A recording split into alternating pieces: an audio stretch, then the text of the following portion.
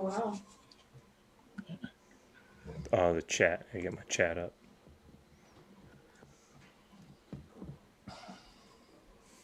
What the fuck are they wearing? Holy shit. Can you hear me, dude? I can hear you. We all can hear you. This is episode 1. This is a drink along with Marsh, with Bishop, Wrestling on the Yes, Rocks. sir. We're here, night 2, WrestleMania. We had to do one of them. We got to do one of them. We can get together. Yeah, this one's going to be... It's not quite wrapping up the whole WrestleMania weekend because we still got Monday Night Raw tomorrow, and then we got NXT after that. And then, of course, SmackDown is going to be really wrapping up the thing. But Here we go. Starting with The Fiend. Yep, we're starting with Randy Orton and The Fiend. Holy shit. You might want to back out of your Peacock and come right back, just because I think I'm a full minute ahead of you. Hey, man. Maybe 2. Don't tell me what to do with my Peacock. I'm going to start spoiling things. You might have to. I am. Yeah. I will back out of that. Okay, I am cock free right now. Yep, and then just relaunch it and let's see where you're at, because I don't want to be too far ahead of you. Yeah, when this happened, when I was streaming with the Brainbuster boys for NXT, we couldn't get on the same page with Peacock, and there was no way to pause or anything like that. So it might end up just being this way, unfortunately. Well, we'll see where you're at, because I believe you can pause now. And so I might just need to pause for a second and get caught up. Let me get here. Peacock. Randy Orton making his entrance. Guys, we are WOTR The Show, WrestlingOnTheRocks.com. Combo edition here with Terrible Wrestling Takes Podcast and Bishop. Bishop going to give it to you. I appreciate that, man. Yeah, it's been a rough couple days, full week, I guess. Wrestling has been a nice little numbness, but then I sit in front of the mic and I just feel fucking odd. But we'll get back to normal. I got Rough Randy Rider, Orton. dude. You're Rough Rider for life for us. I appreciate that. I have Randy Orton pacing at the ring. He is not in it yet. Do you have him in the ring? He just got into it. Let me see. I'm at minute 159 and 12, 13, 14, 15. Where are you at? I'm 159.44. What? 20, 21, 22? So how are you 40 seconds ahead, but 10 seconds behind? Because right now it's a close-up shot of Randy. Thing that was happening with the Brainbuster boys, too. Just in time, 211 in the YouTube chat says, Dynamic Duo back once again. Yes, sir. Yes, we are. We are here for WrestleMania. We are here for you. We are here for ourselves to have a good old time. I'm going to pause it as soon as... Where are we at? Let me see. I'm going to pause it. Randy's on the turnbuckle. I have Randy stepping into the ring, yeah. His hands are up. As soon as his hands go up, let me know. Okay. Because you can pause now and stuff. And so I'm going to... What are you pausing on, Roku or? No, Peacock fixed it, man. They're in. I don't have a pause option on the old Well, desktop. I'm doing it. Oh, I'm on Apple TV. I don't know. Gotcha. That might be it. Yeah, I got Randy. He is... Let me get that off of there. Okay. He is climbing the rope. Nope. I'm a little low. Doing his Viper thing. Yep. As soon as his arms go up, let me know. Step. Bent down. He is... Jeez, he takes forever. Arms up. Yep. Boom. Okay. There we go. Yep. We might be a minute behind you guys, but we are live. WrestleMania Night 2. And now I'm seeing fireworks. Fireworks, yep. TW Takes Podcast. Cool. Dope-ass fireworks behind the pirate sale. And hey, I guess the baby faces get fireworks, huh? How about when Bobby Lashley won and he didn't get fireworks for winning? I found that a little that's some bullshit. That is way fucked up.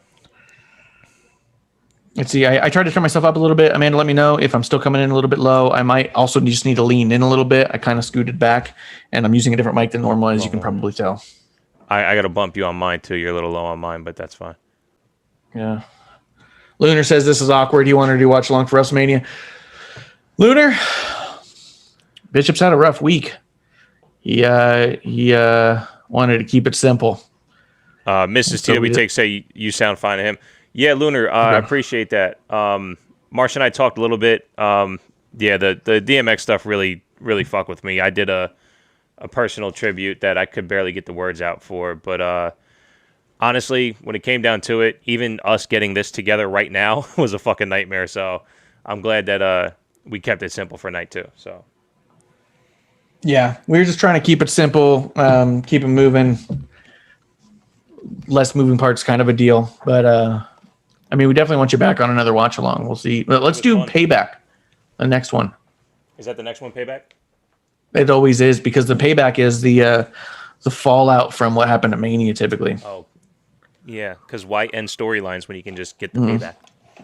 Yeah, but also the other thing, Lunar, is with Bishop, he's been just nonstop on all these podcasts, and he wanted a more simple dynamic, just something that just felt a little bit more like hanging out at a house, and that's kind of what we do here. We are always just your drinking buddies to talk wrestling about and have a good time. So that's all I think that was. But we'll get you on Payback for sure, Lunar. Marsh, what's in your glass? Right now, I have coffee and Terramana. The Rock's tequila makes a great addition to coffee with a little agave. Nice. I told the missus I wasn't going to drink, and I lied. So I'm sorry, Mrs. TW. You gotta lie to the missus. You have to. I'll fix it. She says I sound low now. Yeah, little Tito's, little lemon, some seltzer. That's all. Oh. Keep it simple. Last night I had a lot of Jim Beam and ginger ale. Felt it this morning. Yeah. Yeah, also, Lunar, it is a long-ass show. That's why we decided not to do the watch-along for the whole kickoff or anything. We'll just do the show. Yeah. Man, I love all this Fiend Randy stuff. But, dude, how do you... I don't know how you move forward with this. I don't know. So I'm wondering how it's going to be. Plus, they're clearly in the ring. It's not going to be cinematic. They're going to do this thing. Yeah. This is one of the more fascinating matches I think that's going to happen. And I think a lot of people are going to be talking about it either way, you know? Yeah, for sure. Whether it ends up good or bad. Dude, how good was Bailey last night? Oh, Bailey was fun, man. It was, I doubt it's what anyone wanted, but she got time on TV. She, I don't know, man. What do you think? Dude, and she was hysterical. She was so funny. Yeah. Oh, you know what? Shout to the missus. Mrs. TW Takes said, yeah, Bailey loves this character. She's fully connected. Is this the Fiend's entrance? In it. Holy shit. This is the Fiend's entrance. What the fuck is this? Fucking portal to hell, dude. Oh my god. Holy shit. God. Oh my god. Whoa. Holy shit. Oh! Holy shit. He shed it. He shed it. That's how that works. Oh. Randy didn't like that one bit. We got worked. You don't love getting worked. He just shed the skin. This is amazing. Oh my god. How do you come back from it? Where do you go? You go back to what it was. He just shed the burnt skin. This is amazing. Oh my god. Oh my god. Yes, he's back. I love it. I love it. Oh god. Yes, sir. Alexa looks fucking psycho. She looks amazing. I'm loving this. Shout to Jeremy, Justin's brother in the chat. He shed the burnt skin like a fucking viper would. Well said. Absolutely well said. Oh, man. Shedding his skin just like a viper. That is awesome. I'm so amped right now, dude. Oh, my God. Alexa trying to look more innocent than ever in her gear with the most fucked up eye makeup ever. I love that dichotomy. Is it just me? I know I brought this up a couple times this past week. Has she, during this whole build of how far gone she's been, she's never regressed, right? What? It's always been a little bit more Fiend, a little bit more Fiend, a little bit. She never taken a step back, right? Oh my God. Look at that fucking Jack in the Box. Fiend in a box. Yes. This is fucking epic. Oh my god. This is how you kick off night 2?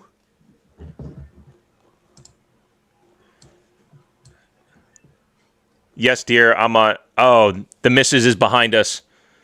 Somehow. She's got Peacock on the PlayStation upstairs. Oh my god. Doo doo. And we're even behind. Doo doo. I know. We have to slow it down. Justin wants to play semantics and call it molten. Molten the burnt flesh. I get it, dude. He shed it. Who cares? Oh god. Oh, this is sick. This is fucking sick. This is fucking sick. Dude, how great is this? Oh my god.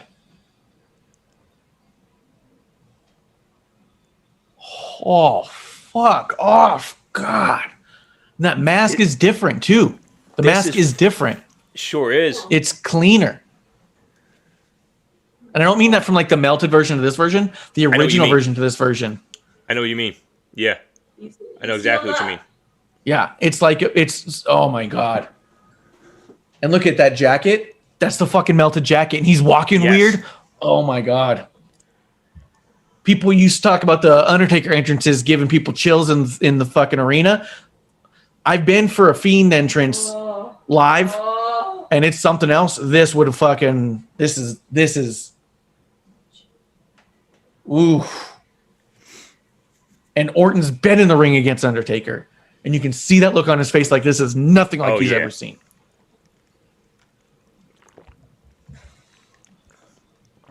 This is special. This is how you're starting off night 2? This is fucking great. Oh, shit. Oh, my God.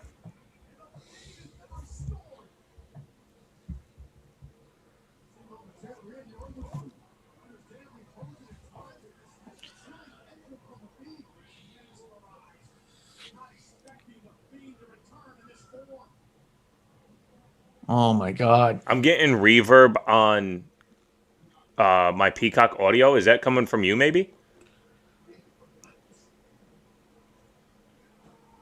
Yeah, I gotta turn it down. Okay. Oh my God, that mask.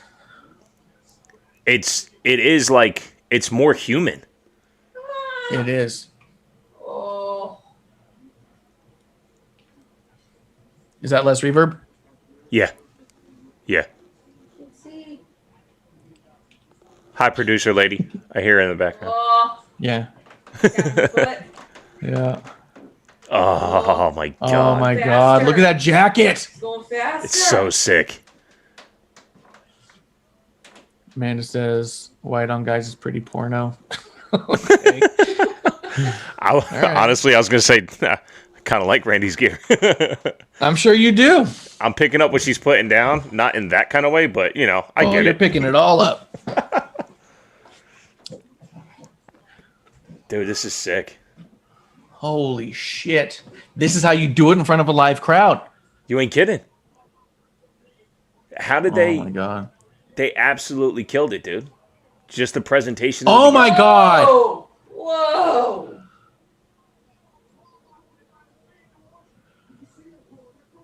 Fucking just popped right up. That was... We talk about no cells all the time, but sometimes they fucking work if you do it right. Yeah. That was... It worked. He looked like a fucking monster.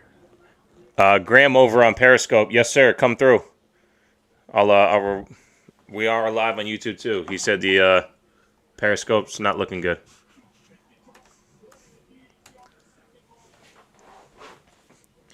This is great. This is incredible. Oh.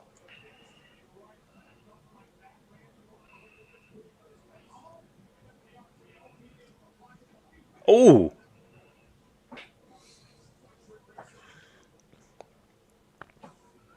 And we haven't seen Alexa at all since the fucking beginning thing. I bet you she's over there just smiling. Yeah, they showed her a little bit clapping and shit. Yeah. Fuck.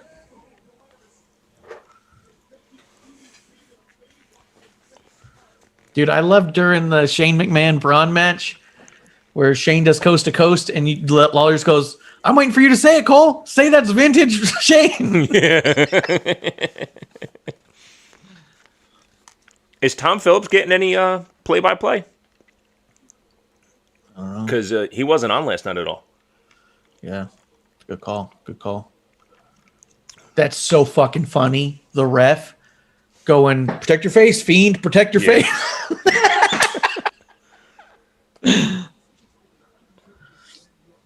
Clothesline Fiend, baby. Oh, yeah. Saw that shit coming. Like I said, everybody on Twitter was raving about Randy's gear, and I think it's because the porno bit. Definitely, when I paused it, I was really couldn't wait for you to get caught up because I was just looking right up through them, you know. Amanda Jane says this is incredible. Lunar, love this. This is amazing. Amanda makes a good point. We don't need the trunk talk like we did Devlin. That's a good point. That's a good point. I wasn't talking his trunks. I haven't listened yet. Jeremy says that Tom Phillips is getting replaced. Apparently, fucking hope not. He's good. It's great. Also, by who and what and who's your source? And did you make that shit up because of Meltzer? Meltzer also said night one that there's going to be a Ding Dong Hello segment and Becky Lynch was going to show up in her truck. That went well. Yeah, as we say on the Terrible Wrestling Takes podcast, Dave Meltzer can go fuck himself. And Amanda Jane does say if there's a purpose for a no-sell, that's all good. Exactly. And that's the point of the Fiend. The Fiend is such an entity. Shouts to Graham coming through in the YouTube. He made his way over. I'm sure he could find volume over there. I agree. Yeah, the almost stuff was great. Oh my god, dude! And this, I know a lot of people were really bitching about the red light early on. I think this is exactly the time you use the red light. You know what I mean? Like, it's like D baby facing Randy. You know what I mean? Yeah. Oh. Fucking just grabs him. And it cleans up the Fiend, too. You're right. That mask is fucking epic right now, dude. I mean, it's 100% like caterpillar to butterfly shit. You know what I mean? Like he was this kind of weird, creepy, fleshy clown thing. And then he gets all fucking burnt up. Oh, God. Oh. Take cover! Oh, shit! Alexa, on top of the box. Oh, my God. What the fuck? This is fucking amazing.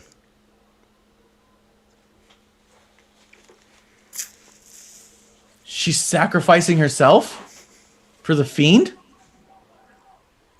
No, wait, you can't do that. What? What? What the hell? Holy shit.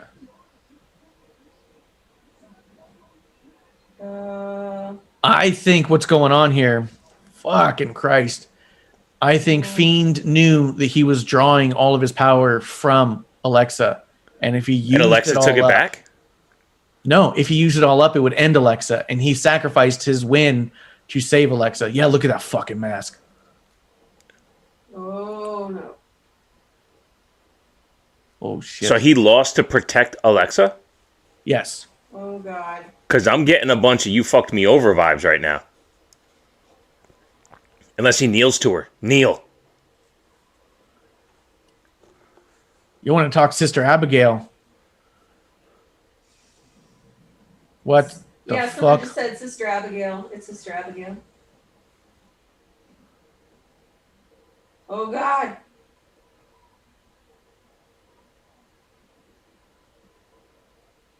What?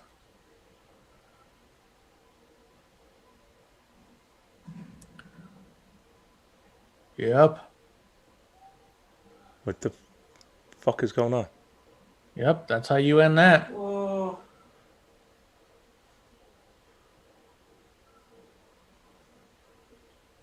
Yeah, what the fuck? Mrs. TW Takes and Graham both are wondering what the fuck was that. Just in time, 211 says that he is seriously lost. Jeremy as well is so confused, yet so intrigued at the same time. Hey, you don't always get answers, pal. Fuck. Wow. I gotta bring my heart rate back down, guys. Holy Wow. shit. That was That was fucking crazy. Man, Jane says I don't get it. Lunar says that was kind of amazing. Yes. Yes, you're both right.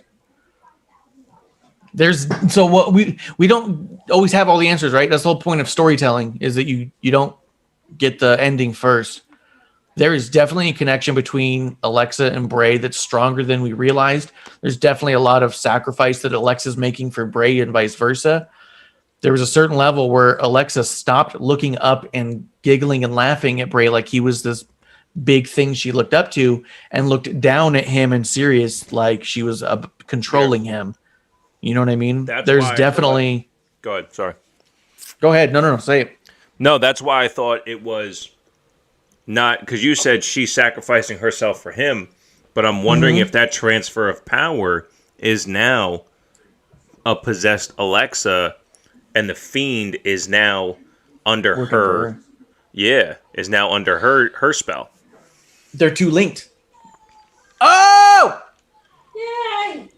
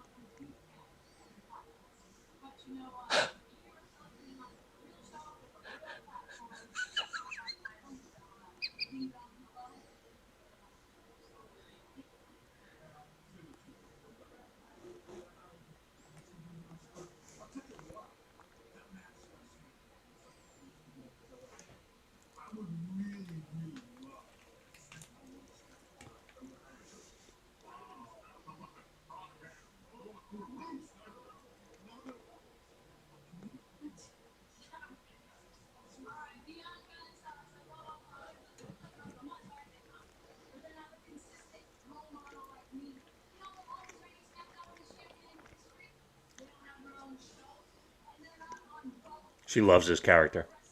Yes.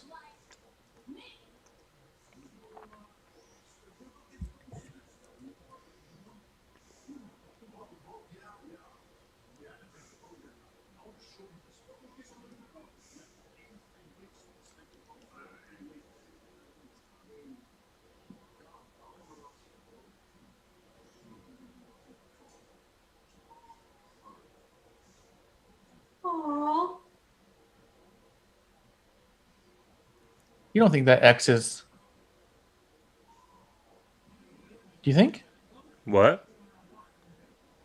Titus's hat had an X on it? You don't think that was? Oh, no, it's just the design. Why would you think it meant? I just wondered if that was just his own little DMX tribute. Oh, no. No, I doubt it. Just a thing. This match should be dope. What did you think last night when Tamina couldn't hold it together after doing a splash? What are you talking about? She couldn't hold it together. Are you kidding me? She started breaking down when she hit her dad's finishing move. I thought it was amazing. Oh, yeah. After the No, I thought you meant like she fell apart, like in the ring. I was like, "What are you talking about? The match was over, dude." No way. No. No, she hit the splash and she started getting in her feelings. It's amazing. I love when that shit happens. Yes, and this match, if you think there's any match on this card that isn't filled with emotion right now, and if you're pointing at this one, or if you think that this is going to be just a static, stale match, this match has literal decades of emotion building towards it. Yep. Natty does not have that WrestleMania moment to begin with. She has never held the women's tag team titles. The most important championship in her household growing up was the men's tag team titles. Obviously, clearly, she looks up to her dad more than anyone else. Right after the pin, look at her, and then she just folds. She just folds. Does. She couldn't. It's so amazing, dude. And that was the best splash she'd ever done. And there was a moment, too, where Natty tags her and says, "Get up there." Mm-hmm. There was literally a moment in Tamina's face where she goes, "Fuck." Mm-hmm. She was like, I got one more left in me, you know? And she did a perfect splash. She's never done a splash that perfect in her life that I've ever seen. Not to shit on her or her past or anything, but there's always a couple like little... She overshot that one. Yeah, and it was just by a little bit. Yeah. Yeah, I look forward to them just beating the shit out of each other in this match, to be honest. I would like to see it go for a little while and then them just fight, you know? Yeah. Yeah, because to be honest, Natty can go blow for blow with Shayna Baszler. I know a lot of people are going to shit on that. They're going to think that Shayna's too legit and Natty's just a fucking wrestler. Natty's fucking hard as hell, dude. There's been matches I've seen her in where someone like gets a little too snug and you just see her lay that person out for a minute. You're just like, fuck. She's not afraid of getting hit. She is not. So I think that Shayna and Baszler are going to match up really well. I think Tamina and Nia are going to match up really well. As long as Nia, doesn't Nia the match. Let's see. Fabtina says, you don't come from the dungeon, a softie. Goddamn truth of it. Amanda says that she likes Nia's pirate gear. I don't know. Yeah. I mean, it's all right, but there ain't no booty. Arg. I see what you did there. Oh! Oh! Woo! Jeremy is on Team Natty and Tamina. Hell yeah, because of the dude. heritage. Shouts. Graham says, I think what the fuck is going to start trending after that match. Yes. That'd have been great. You know how sometimes the crowd chants, you fucked up? Wouldn't it be great if during the whole thing, what the fuck? What the fuck? What the fuck? Yeah. What's in your glass over there, Bishop? You said Tito's and lime? Yeah, Tito's and lime, seltzer, to make it longer. Yeah. I've always heard that.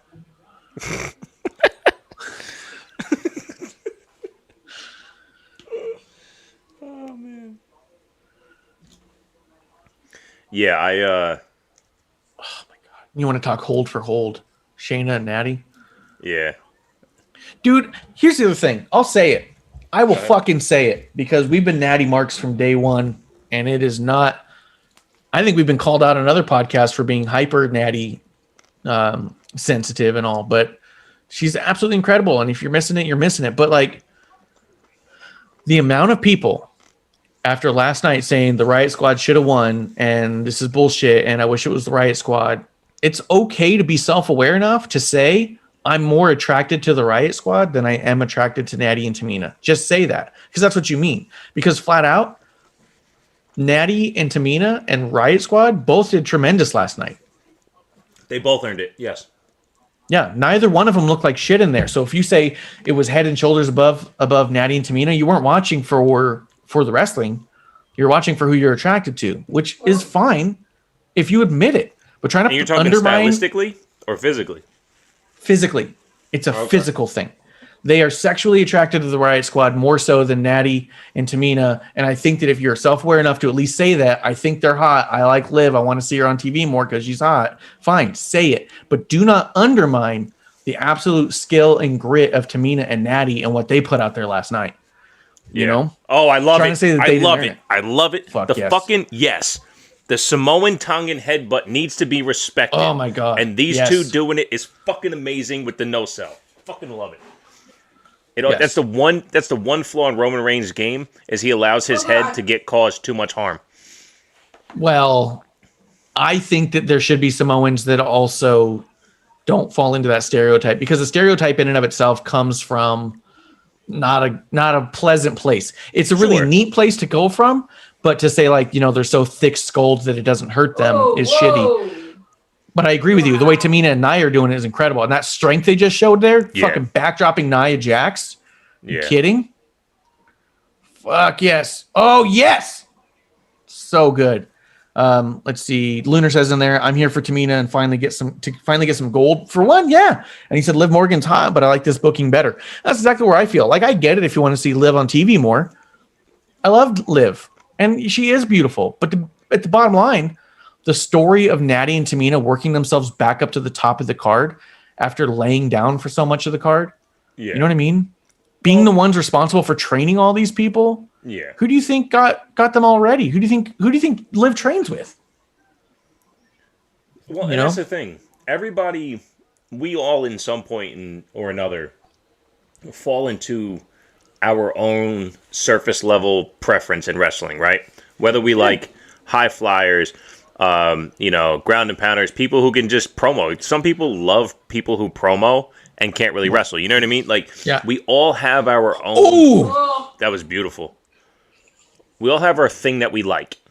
And if you avoid the story because you like Ricochet, well, he doesn't have a story, but Ricochet's better. Yeah, but where's the story? Why am I invested? You know? You've said it about Andrade. How great is he? How handsome is he? There's no fucking story. I can't care. Yeah. Dude, So I don't know if you caught that all either. the surface level shit and you watch the whole thing, you could find yourself in like enjoying a lot more wrestling. Dude, this is also an incredible training course. I don't know if you caught it earlier, but when they did the springboard into the super kick, Natty rolled over to Shayna to check on her. She went for a slow pin because she was checking on her, talking to her. Right now, she just took that knee to the face. She told the ref to tell. She told John Cone over there to tell Shayna something, and he delivered a message. Hit me again in the I face. mean, I know I shouldn't. Yeah, hit me in the face again. God damn it. I know that you can also poke holes in the idea of like, if it's so good, you wouldn't see it this way, or you wouldn't notice it when that shit happens. And yes, I get that. That's where I am with it. It bothers me. Yeah. Yeah, I shouldn't see it, but if I do see it, I want it done well. And to be honest, Miz and Bad Bunny had a few moments where Miz was doing stuff, stops, like looks Bad Bunny in the face and goes like, no, and then they move on. And I was like, that's too much. This is one where you can see Natty's mouth start to move as her hair begins to fall over her face. Yeah. It's not as obvious. And I do a lot of watching other reps and see when they're passing notes back and forth, as it were, you know? A lot of the greats have talked about one of the major purposes of the ref Good shit. is to deliver messages across the ring. And a lot of people don't use the refs that way. But that's one of their big purposes. Be in the ring so you can check on somebody to tell the other person something. That was great with the ankle. Yeah, it was beautiful. They're doing a fantastic job. This is awesome. And what a lot of people don't even take into account right now, Shayna working the ankle, Nia working the knee. What's that doing? Yep. That's preventing Natty from being able to implement the sharpshooter. Yep. That's weakening her ability to sharpshoot, not the ability to put on their own figure 4 leg lock. Because they both do chokeouts. They just don't want to end up in the sharpshooter. Right. Lunar says, yo, that knee was stiff as fuck. Yeah, dude. The one that just knocked Natty right in the fucking mouth. I was kind of hoping Natty would get a little bit of blood in the mouth. I thought that would be pretty sick if she was like spitting blood a little bit, like, fuck you guys. Honestly, I thought she had a cap and she was going to pull it out the way she was fucking with her mouth. I was like, is she going to try to remove a cap in her mouth right now to make it look like she lost a tooth? Funny. That'd be dope. Oh, shit. Oh, shit. This is so good. And then Amanda says, I don't think that people really understand what the win would mean for Natty and Tamina. Yeah, 100%. Oh, yeah. No. You think it was emotional watching Bianca get ready for her match when she started almost crying early on? I can't imagine that Natty and Tamina don't win this and just cry for the next 4 or 5 days. Yeah. You know what I mean? Like, yeah. this has been Natty's life since she was like 15. And Well, it's that's been a what part of seemed her so life since cool before last then. night. I was a little concerned last night on how Fuck.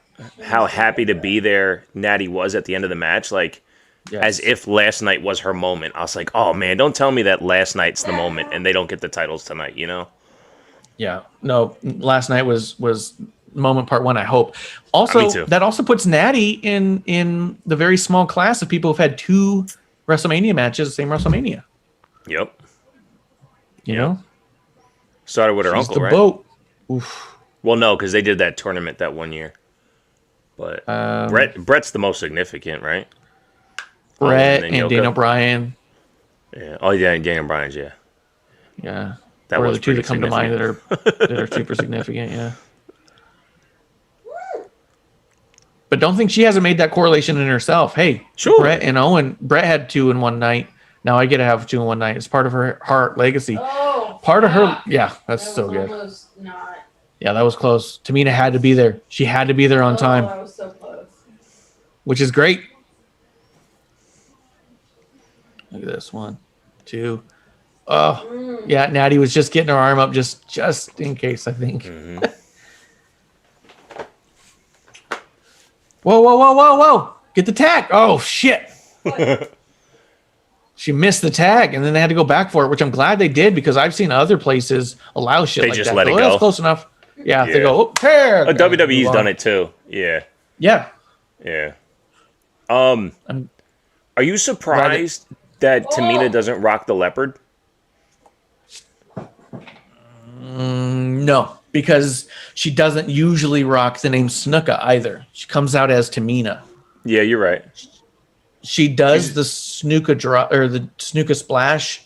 Yeah. You know, she used to do it all the time, but then she stopped the whole run she had with Bailey. She didn't use the splash almost at all.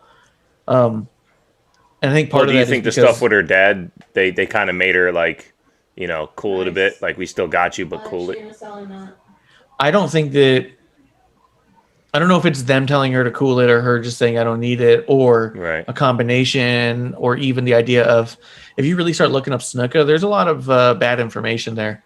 And especially after they did a whole dark side of the ring about Snuka, Yeah. it might be worth it to just drop the Snuka, but let it be a part of who you are. Like, don't hide Yeah. from it, but it doesn't have to be who you are.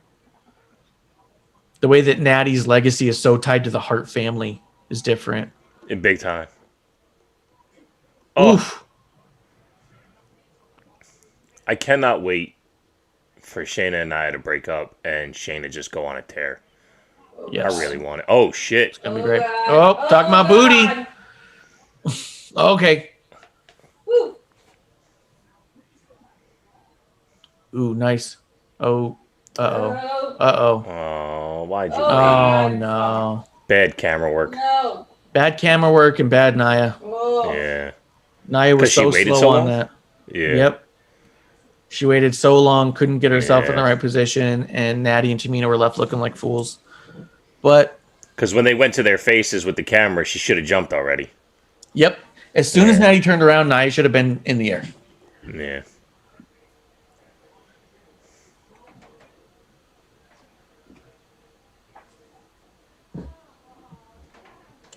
What the hell's going on?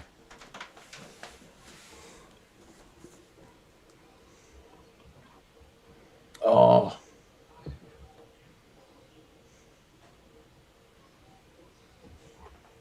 Did Daddy say you ain't shit?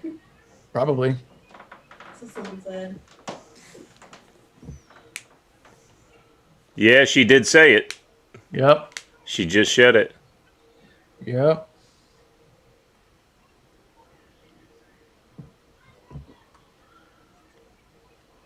Oh, Oh. Queen Kong. Okay. Right, though. Yeah. Ah.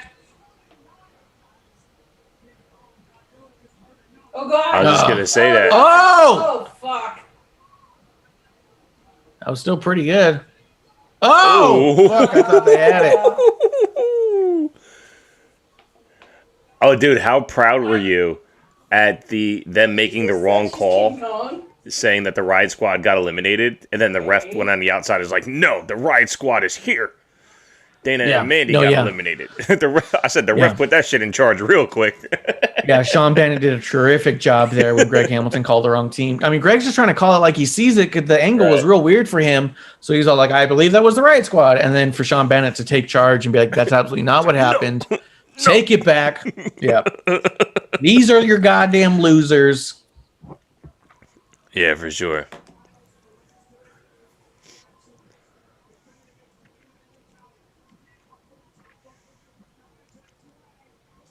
Oh God.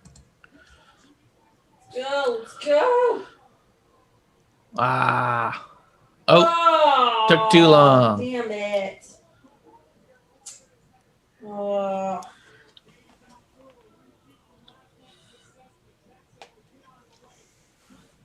look at all those pieces of gear everywhere. All their bedazzling falling off Yeah. everywhere. Fuck it. That was half of the Sasha Bianca match. Shit just kept falling off of them. Yo, watching the Sasha Bianca match at the very beginning where Bianca starts to lose it, I was like, Yeah. this is an incredible moment. And I was like, but get it together. Like if you start bawling and you can't get it together, this could be a stop before it starts. I was getting so nervous for her. And I was like, I get it. Take that moment. I was like, but get it together. Like, I was so scared for her. And then she did. She composed herself and they were amazing. But I was like, this is cool. This is a cool moment. I was like, oh, she's getting emotional. Very nice. And after a second, I was like, uh-oh. Like she's Right, though. She's past the point of no return. She's just going to bawl. Come on. Why is he waving it off? What the fuck is this ref doing? Oh God. Oh God. There it is. There it is. Monkey Kong. Yeah. Oh, shit. That's why, because Shane is the legal one. Come on, Tamina. Oh. Tamina. That's why they were waving it Shayna's off. legal. Shayna was the legal one. No. Come on, no. No. Oh, no. Come on. The fuck? Oh, for fuck's sake. You had the crowd chanting for Tamina. Oh my God, seriously? What the fuck? Well, what does this fucking do for Shayna and Nia? Fucking nothing. And the team doesn't want to be together. Where's Reginald? It's fucking bullshit. For fuck's sake. That's bullshit. What's going on? Nothing. I am way ahead of you now. You're ahead? I am way ahead of you. How are you ahead? I don't know, but I knew this was happening like 20 seconds before you did. Oh, that's fucked up. Yeah. I hate the fact that they lost. I think we all hate the fact that they lost. It's fucking garbage, man. That match was perfect up until then. Yeah, for sure. I mean, it was a clean finish. Like, it looked well. They executed well, but fuck. Well, so like I said, like why was the ref waving it off? And then, of course, it was obvious that fucking Shayna was the legal one. Yep. Well, like I said, last night seemed like she knew that that was her moment. It's weird. Very weird. Yeah. But what do you do now? You just had, 12 women tagging over the last 2 nights, and nothing's changed in the landscape of the tag division? And where do you go with Shayna and Nia? They've been set to break up for fucking ever. This was the perfect spot. Right, and no Reginald which is great that he wasn't a part of any distractions or anything during this match, but I mean, he was the catalyst for Shayna getting fed up with this shit. Yeah. Shouts to Jeremy in the YouTube chat. He says they had the easiest decision ever and couldn't pull the trigger. It's a fair point. Yeah.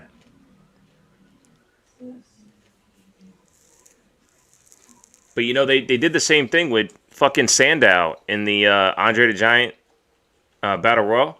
The guy's in the ring holding 90,000 people in the palm of his hand, and they don't let him win the trophy, and they think that his gimmick's whack and he's not over. Tamina was getting cheered like crazy, like you said. They were chanting for Tamina. Who was it that you said that they didn't give it to? Sandow. Oh, Remember yeah. The stand-up stuff, in Orlando. Yeah, because sometimes they think that the crowd ironically chants and cheers. That's what they said about Rusev Day. Which is complete bullshit. That Vince was... Everyone loved that. Yeah, but Vince was convinced that everyone was chanting it as, like, sarcastically. That they didn't actually love it. They loved seeing him look stupid. That's what Vince was talking to Rusev about before he left, because that's one of the things he talked about. He was like, yeah, when he was like, he's like, Vince, I'm over. And he's like, no, they're mocking you. He's like, what? And he goes, no, they're chanting me. And he's like, because they're making fun of you. Like, it was just back and forth. He goes, I don't think that's it. He goes, I don't see it that way. That's how Vince saw it. So sometimes, I mean, it's a miscue for sure. But that was fucked up, man. Yeah. Man, James sad. Lunar says that's a bummer. Yeah, just in time to 11 spelt fuck with probably 14 letters. He extended that one out. Mm-hmm. Yeah. And ended it with an exclamation point. Yeah, I don't think anybody's happy right now.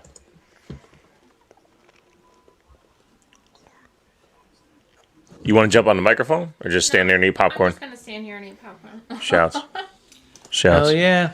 That's how Mrs. DW takes tea, does it.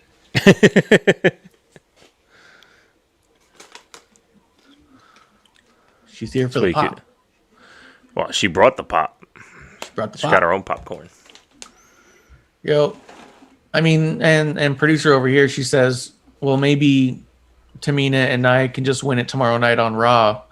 Like, maybe, but it won't mean as much. I was gonna say, It'll be what does that nice. accomplish? Yeah, it'd be nice, but it wouldn't be big. You know what I mean? Like, winning it at Mania wouldn't. means something. It wouldn't be as impactful. Yeah.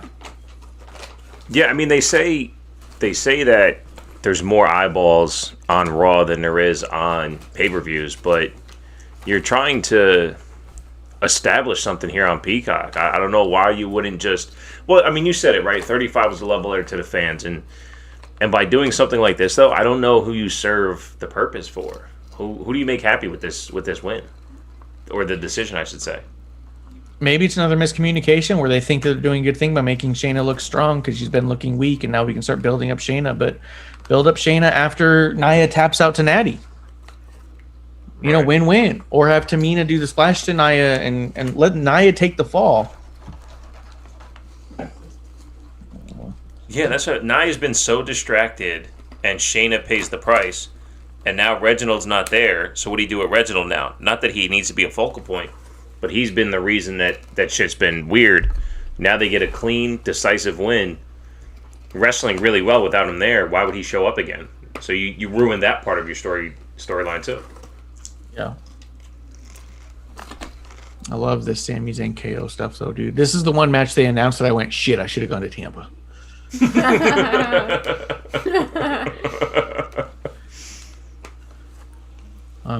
Amanda does say she's excited for the next one. She never got to see Owens versus Sammy in person, which is kind of remarkable when you think about it. Who hasn't? Amanda Jane. Haha. I did. Yeah. 7 minutes in Delaware. So, fuck your Of PWG. all places. Of all places. Yeah, glad you University like of that, Delaware house show. It was awesome. Glad you saw that. You like that dart logo I made you. It's amazing, dude. It is so good. Actually, I took a picture. Because my kid's school bus is a pickup at a bus stop, and I took a picture of the bus. I was going to send it to you. I just forgot to. Actually, I'll send it to you now. But, I mean, you already know what it looks like. So I was going to do the whole side-by-side and put it on Twitter just to give you some more props. But, dude, it was so good. I was giggling the whole time I was drawing it up, too. I was like, he's going to hate it. He's going to hate it, and it's going to be so good. Dude, I'm along for the ride, man. Yeah, I'm sending it to you right now. It's just so good. Yeah, I couldn't even hate on it. That's how good it was. Yeah. You're like, what the fuck? Okay, it's good.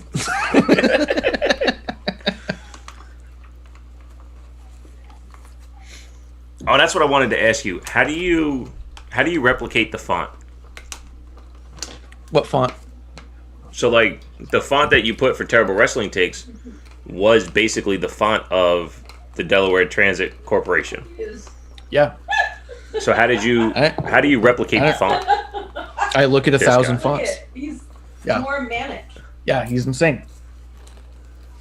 So you just scroll through as many fonts to find the right one? More or less. I look at the font and I take exception to certain areas of the font, like Okay. how a T might look or how a D might look, and I start looking at other letters in other fonts that are that way. And I've seen enough fonts at this point. I know what fonts my iPad has that I'll start actually sometimes I can get pretty close pretty quick. Gotcha. You should have wore that for the Fiend match because you look more like the Fiend than you do like Sami Zayn.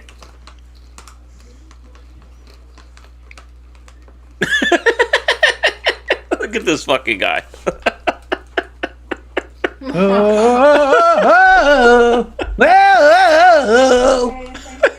Sorry.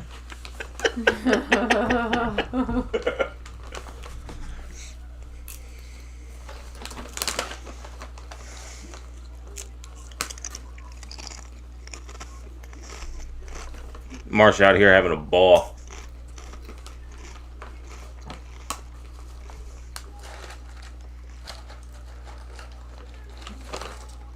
Dude, Sami Zayn's an absolute lunatic and it's amazing. Yeah, dude, the way he is steering into the gif of him dancing is phenomenal. So good, so perfect. Telling people, yeah, you know. The way he's all like, you guys should be paying attention of what I was saying and not just my dancing. Just in time 211 says, never change, Marsh. Never change. Marsh put his mask on to pull out his little Sammy. Oh, yeah. Whoa. That's how we do it on the Peacock. His little Sammy, is that what he calls it? Yeah. Yeah. My little Yeah, Sammy. it's his little Sammy. Yeah. His little Yeah, his little Sammy. Aww. Huh. Someone said Jericho and Natty are equals in history of wrestling. Oh, that's cool. Someone saying on Twitter, Jericho and Natty are equals in wrestling history. I could see that. Okay. I could see the argument. Relax. Kevin Owens with his pay-per-view haircut. He always has his fresh cut for pay-per-view. Oh, look at him going nuts. Dude, that's the one thing I said to Alicia Fox at the, I don't know, a couple hours we sat down and had drinks with her that just made her cackle hysterically. I was like, because she didn't like the fact that Kevin Owens takes wrestling too seriously.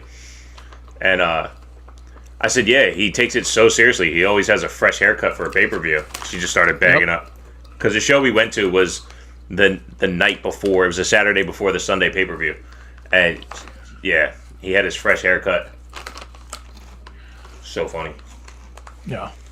Yeah, he gets a fresh cut for the pay-per-view. He looks like let's shit see on in Raw a lot, but... Or SmackDown now. He tries new looks. Amanda James in the chat, she says, ugh, Delaware, ROH is of more of what I was thinking. And then she cheered for my El Generico mask and then says, Lunar says, sounds like Marsh is a font nerd. Maybe. Maybe I am. And then Amanda Jane says, if this isn't one of the matches of the night, yeah. Oh, shit, and Jessica Carr gets to be the ref. How great for her. Hey, that chick in the green shirt wore a green shirt yesterday. Yeah, they want to be seen. I was going to say, she wants to make sure you see her. Yeah. That's why Smiley wears the same green shirt every time he's out there. I don't know. Because he's the guy in the front row with a green shirt with a big smiley face on it. Oh. But that guy that used to wear the Mets jersey all the time? He's there too, but he doesn't wear the Mets jersey all the time now. But you can find earlier times of Smiley where he's there, but not in the green shirt. He got to a point where he wanted to be seen. So, Gotcha. dude, I love Sammy's gear. Yep. Oh. Fuck. Oh.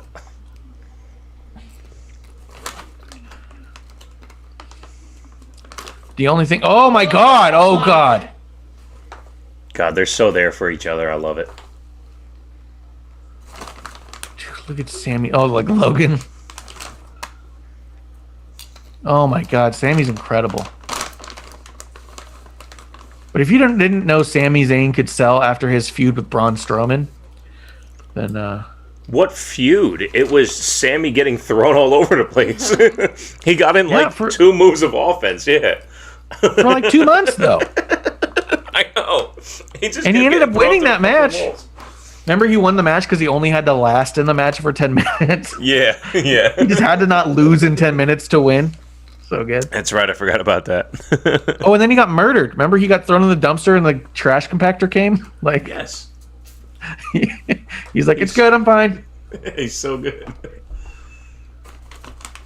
Oh, my God. Ooh. Oh, my God.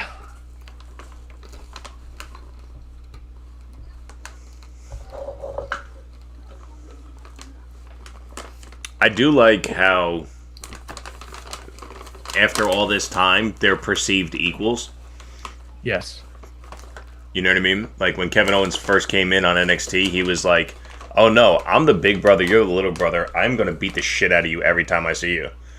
Yes. And then they had their, their blow off and everything, whatever, like 2-3 years ago, 4 years ago, whatever it was. And now they're perceived equals. I love it.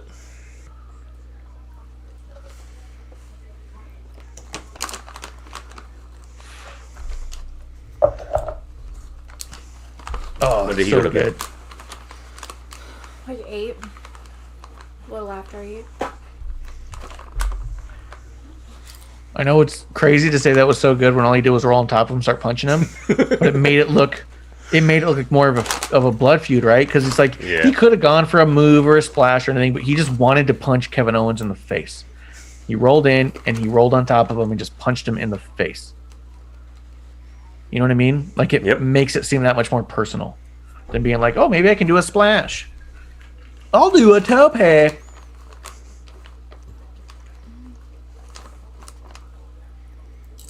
Oh, That's fantastic. Fantastic. Jessica I is was gonna so say that good. wasn't the Blue Thunder Bomb. It was not. It was more of a spike. Well, he got Sit down. Graves called it the Michinoku driver. Yes. It was like a spiked Michinoku driver. Yeah. Every time I see the Blue Thunder Bomb, I think it's the most amazing move in the world, and then it's always kick out on two. Yeah, it's Bothers remarkable. me so much. He won with it a couple times in NXT, and I think once on the main roster. Actually, he beat AJ Styles with it once, and he Oh, looked did he? like so excited and relieved. Yeah, because I remember that. Because he was all like, "Oh my god!" Like he couldn't believe he did it because he was like, finally did it. Let's see. Amanda Jane says they've always been equals. Every time they had the rivalries, there is more and more added. Yeah, and Well, she wouldn't There's know because she every- never seen them live, so. yeah, she fucking never seen him. What would she know? Yeah. Oh god. Really good one. Jeremy says, I say this in the most sarcastic way possible. I'm so excited to see the one and only Logan Paul on my screen right now. Such a dick.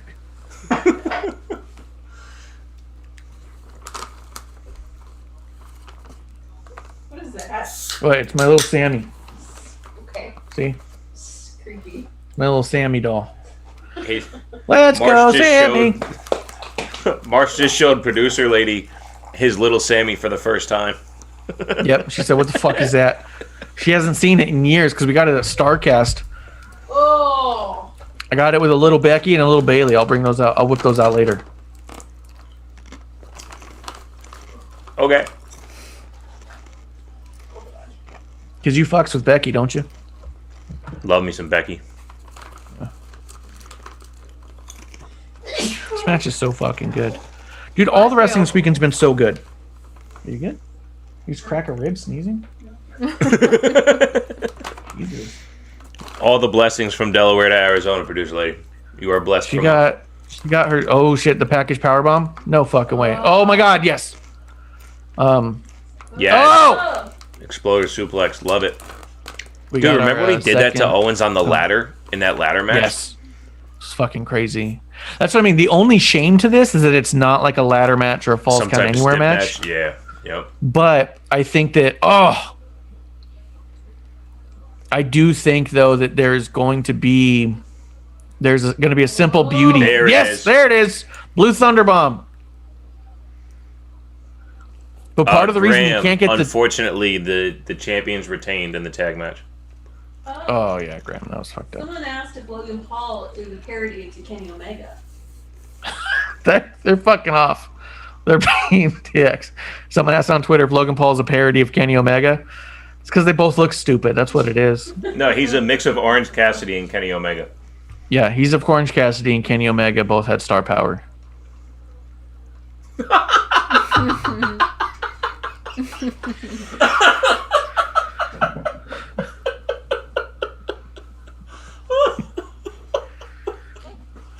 Oh shit! Oh, that's Can you imagine fucked up and hysterical. What? Can you imagine if anyone in AEW had the star power and skills of even a John Morrison who put over a Bad Bunny last night? If Jericho was even half the performer of Morrison, Orange Cassidy had gotten over. You know what I mean? 1000%. Yeah, I was Fuck, putting yes. Bad Bunny in the Hall of Fame last night. Oh yeah, me too. I was booking him for Hall of Fame 2022. Maybe 2032 based off his vest. Yeah, that's true. 2032 is when he's going to go. He's calling it now. He's calling his shot. Called That's what his he's shot. doing. Yeah. He's Yeah, doing he the was old so Babe good, man. Ruth. Yeah, right. He did. Yeah, he did such a great job. Oh, we got to point to the Who's the WrestleMania other sign, one? dude. Oh yeah, I don't have it up. It's in the middle. It's in the middle of the window. Oh yeah, there it is. Oh! Oh. Oh, beautiful. Who was the other person in a match last night that was kind of... What the fuck is Logan Paul's problem? What the fuck was that? Falling asleep like Tyson.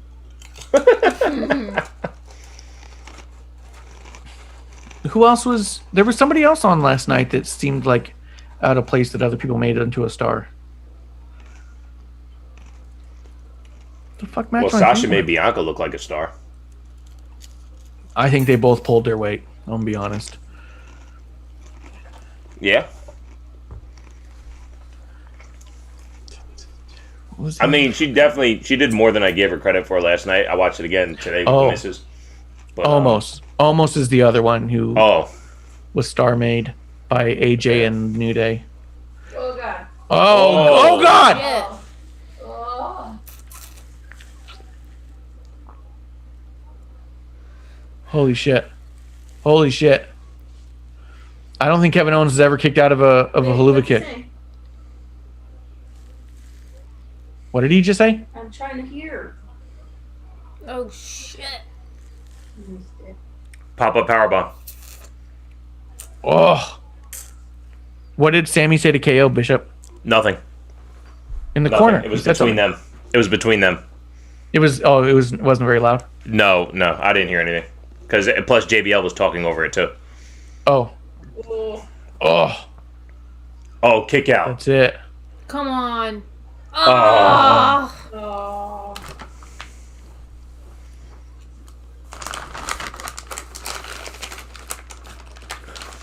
What time is it, yo? 9:13. 9:13 on the East Coast.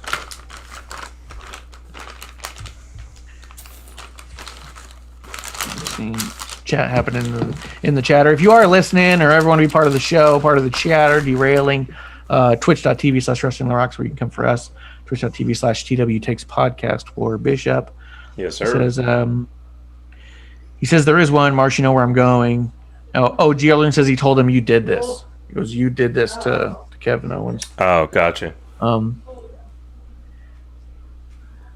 But Amanda Jane is dead wrong. Ricky Starks can't make someone a star until he is a star, and he's got all the star power within him. But it's got to flourish first. Ooh, what's Logan Paul doing? What the fuck is Logan Paul doing?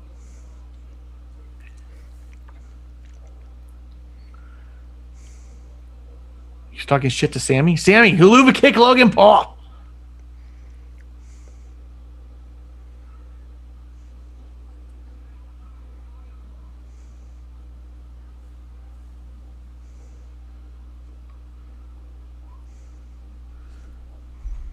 Owens is gonna stun him. Yeah, I gotta turn the volume up on this.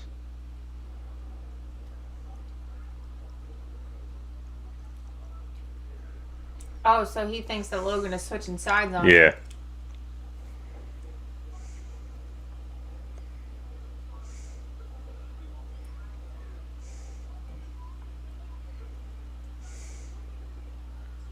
Ooh. Oh, no, KO. Come on. Come on.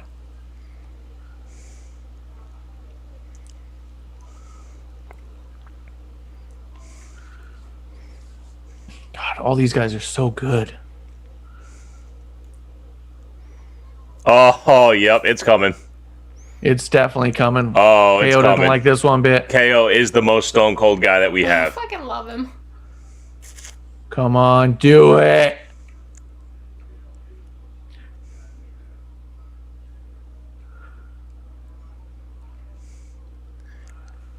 And this is why Kevin Owens has the stunner. Yep. Oh, it's going to blow the laughing. roof off the place. Yeah. There it is. KO! KO! KO! With a stunner! With a stunner! Stunner! Stunner on Logan Paul! KO! KO! Look at all those cardboard cutouts cheering like a motherfucker right now. Those cardboard cutouts are losing their minds. Yeah, shut up. Guess who? That's who. Justin Time 211 says, "Fuck you, Logan Paul." Yeah. I'll tell you what. Not a bad take of the stunner. Nope. He took it like a Vince, and I think Vince took the stunner one of the best. That just Oh, fall the most down believable. dead. What the fuck is this? That's his Those are his family. kids? His kids. Yeah. And his wife. His Babies. family's almost never ringside. That's incredible. Oh, that means he's leaving, going to AEW. No. Yep. He's AEW bound for sure.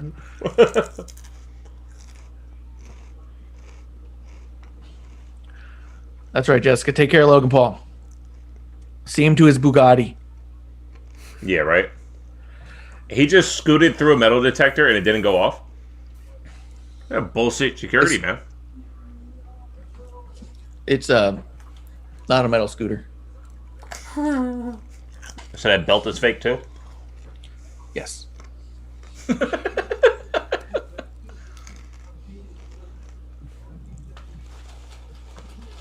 That's awesome. Great Khali's out there.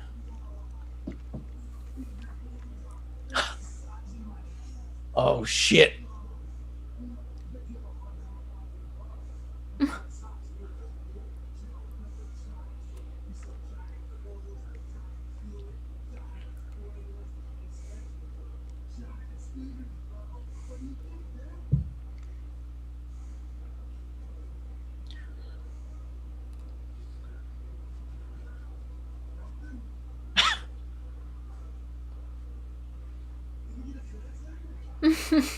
Oh, shit.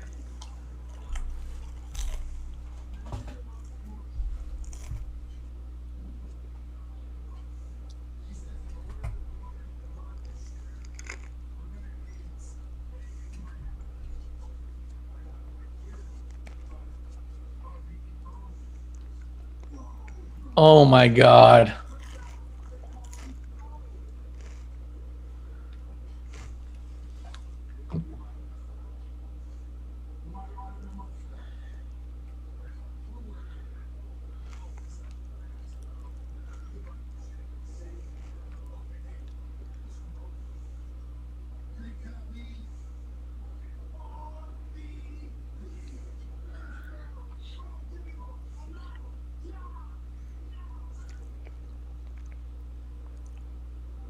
Fucking nice, dude. That was a fun little segment. Okay.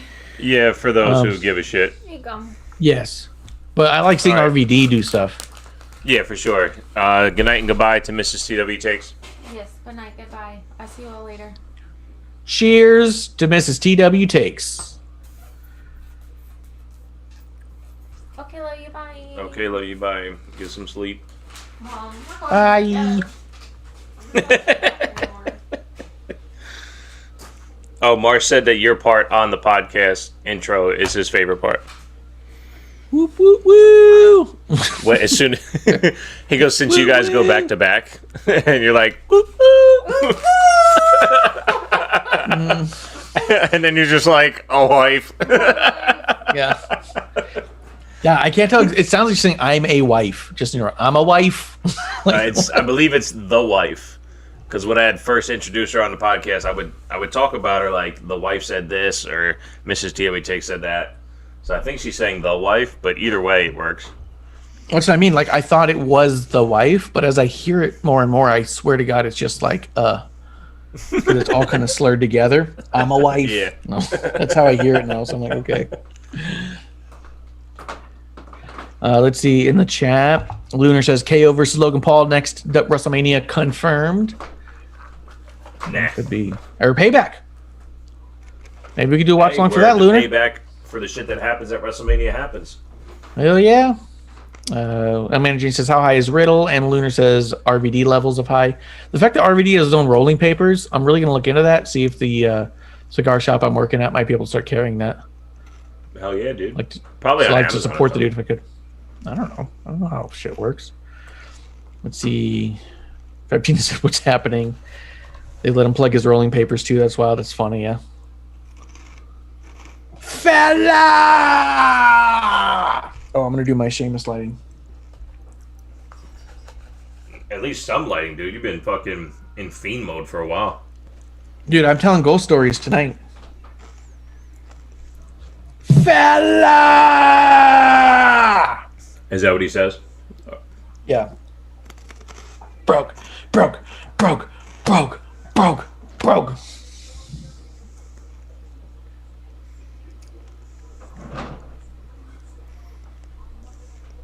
I have 20 plus notifications.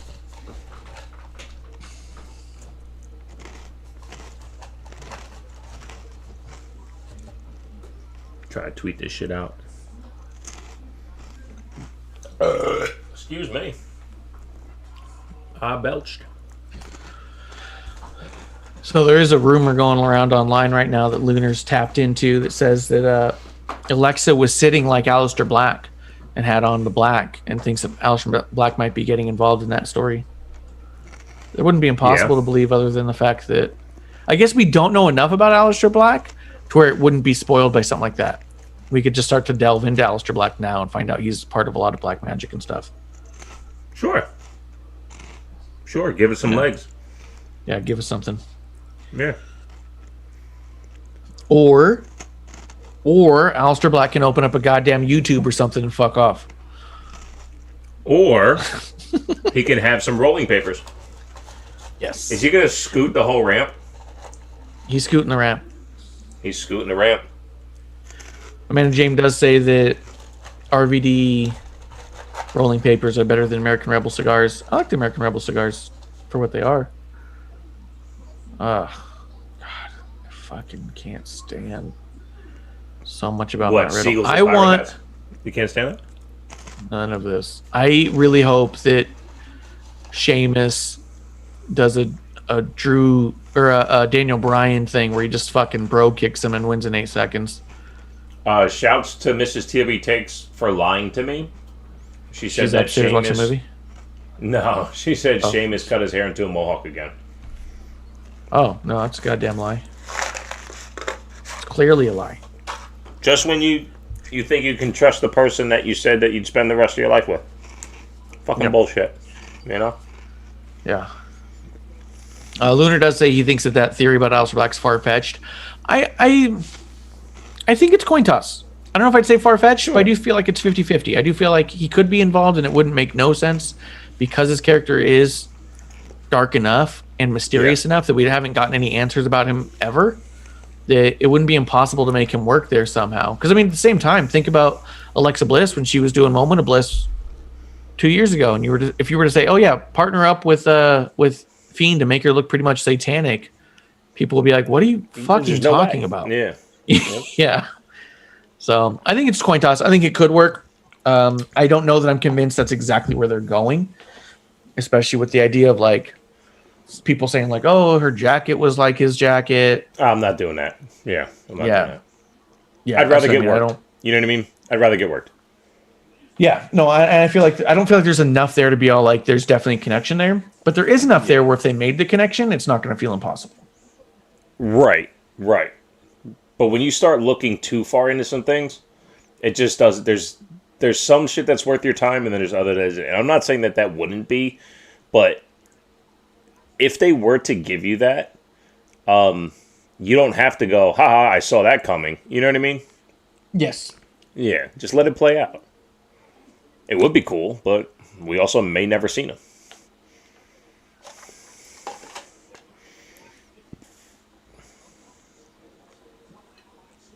I'm glad Sheamus got a match. He deserved one.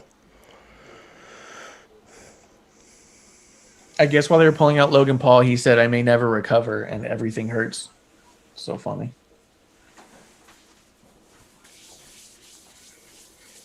Logan Paul said that? Yeah. Shouts. He's got to fight with Floyd Mayweather in a couple months. He's going to have to get shit together. So funny.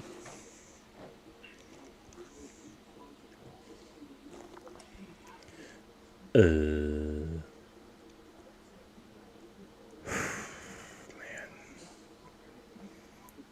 Well, I guess I should just go to my fucking thing. Yeah, I got to clear some data on the computer. Been fucking doing so much shit on here. It doesn't work as fast anymore. Probably got like 1 million temporary files that are just slowing everything down. Yeah.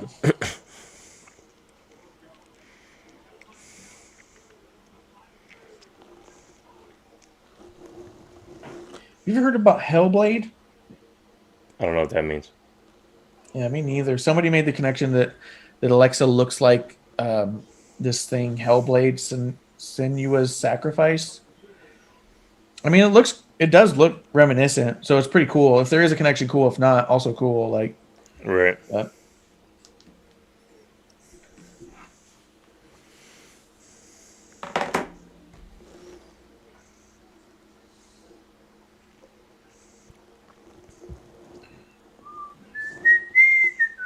Carmelo liked one of my tweets today.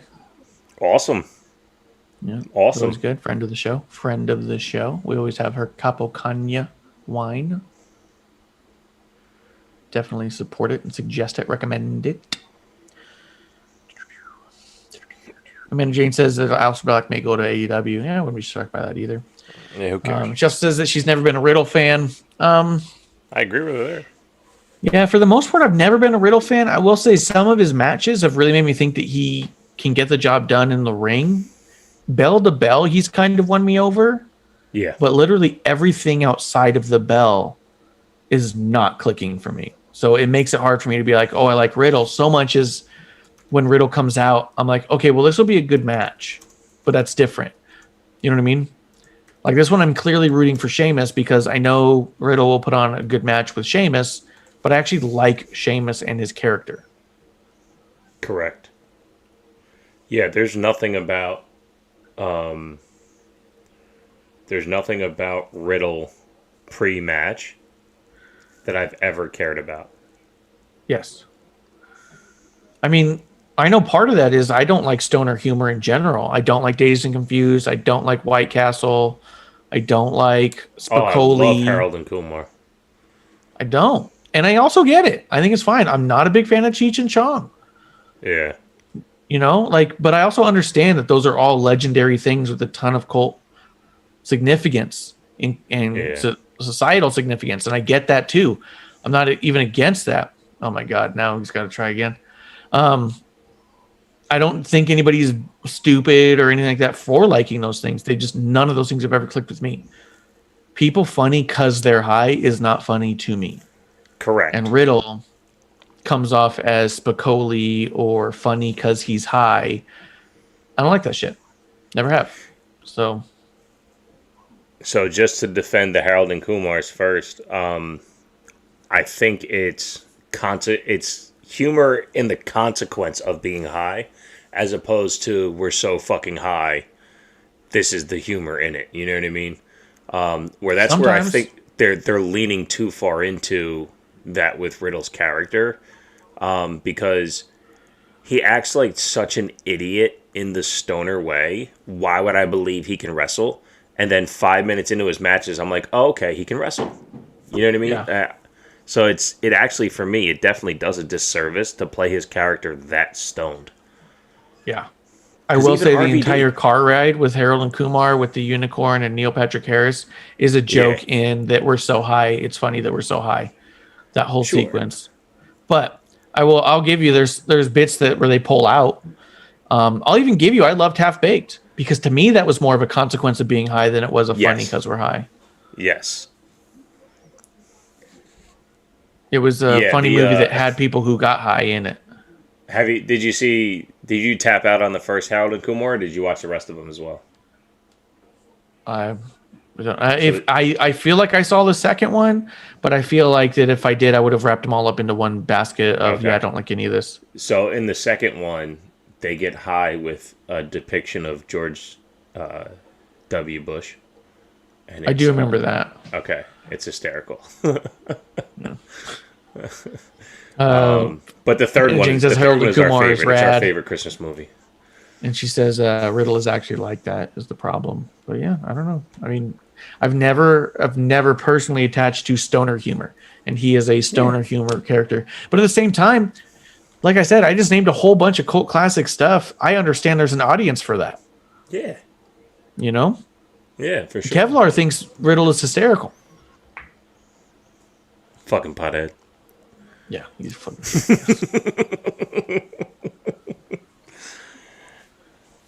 Yeah, I don't get it. And look, that's the thing. Like I was gonna say, RVD was that in doses, right? Yeah. A little bit of this, a little bit of that, but in the end of the day, you knew who RVD was. One of the most. He was a legit wrestlers badass. Yeah, a legit badass who happened to smoke weed, so his character would sometimes reference it, but he wasn't Right. just a stoner. Right. Right, but like I said, dude, with Riddle, it's like, hey, here's the stoner. Oh, and by the way, while he's wrestling, they go, he's a shoot fighter. He's an MMA, whatever, blah, blah, blah. And it's like, he doesn't wear shoes because he used to fight in octagons and not rings. It's like, why don't you tell us that first? And then have the stoner shit be part of his character, not his character. Yeah. Yeah. That was smooth. Amanda Jane does say scary, yes. Let's see, 15, I'm not into humor or stoner humor. Amanda says he's not a character is a thing. She was any of us who either smoked with him or did KBBQ with him at Reseda can attest that it is him. Yeah, I'm not doubting any of that. But he leans into that side of him in general. I've met people who are stoners who behave like him. I've also met a ton of people who are stoners who do not behave like him. He leans into the idea of a stereotype, thinking that it is funny to be a stoner. To be stoned is funny to him. So he leans into that side. Just like anybody else who can lean into any kind of stereotype they get associated with. That's what he does. Probably as a person. You know what I mean? Yeah. Oh, for sure. I had the chat down for a while. The missus basically telling us both to go fuck ourselves because we talked about the Mohawk and how she can't be trusted. She said it must have been a throwback pic because she saw it on Instagram. There's a lot of shit on Instagram. I don't report his news. Yeah, read the goddamn thing. Yeah, there's probably a caption on it too. Oh, fuck. Oh, no. Jesus. Just when you thought you'd have all the great matches here. Fuck. Oh, he's so pissed. He's so fucking pissed. He's going to take it out on this motherfucker. Oh, yeah, he is. Come on. Because he was supposed to do white noise off the top. Off the top rope. Fuck. Fucking regroup and go at it, baby. Jeremy in the chat says, I think it was Sheamus's April Fool's joke. That must have been it. This is TW Takes. You're off the hook. It was an April Fool's joke, and we all got fooled. 10 days ago, man. 10 days! 10 days! 10 days! 10 days! 10 days! 10 days! To be fair, she did tell me yesterday, so it was 9 days! 9 days! 9 days! 9 days! 9 days! 9 days! WrestleMania! 9 days! WrestleMania! 9! 9! You know what's crazy? I really am not even concerned with AEW whatsoever. Like, it would be cool if they had something that I was like, oh. Are you ahead of me by like a half a second now? Yeah. You're ahead of me by like half a second.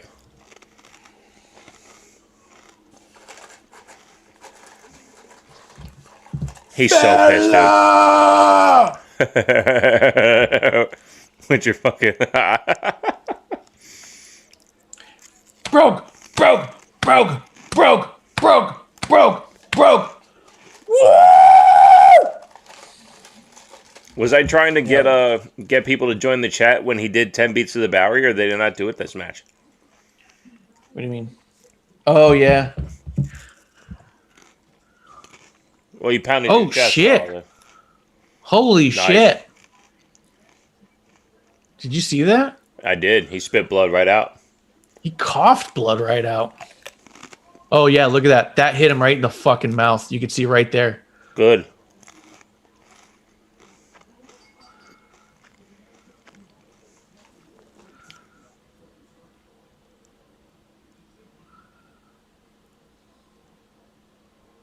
What's this?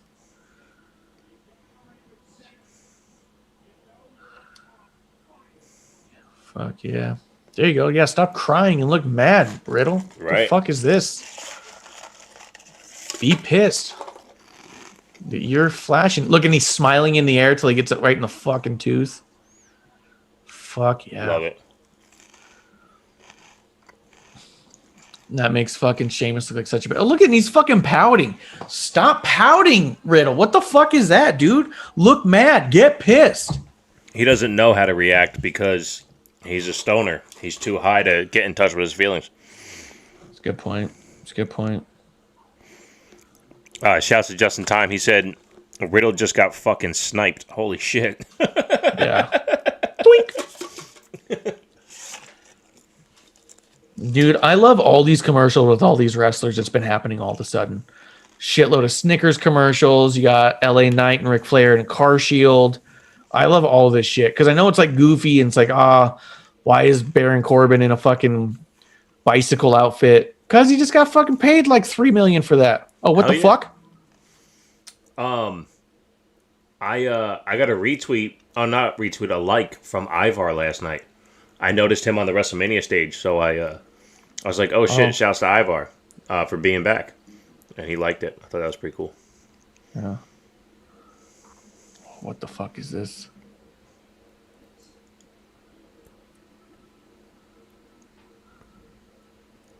What the fuck? He just inducted him into the Hall of Fame.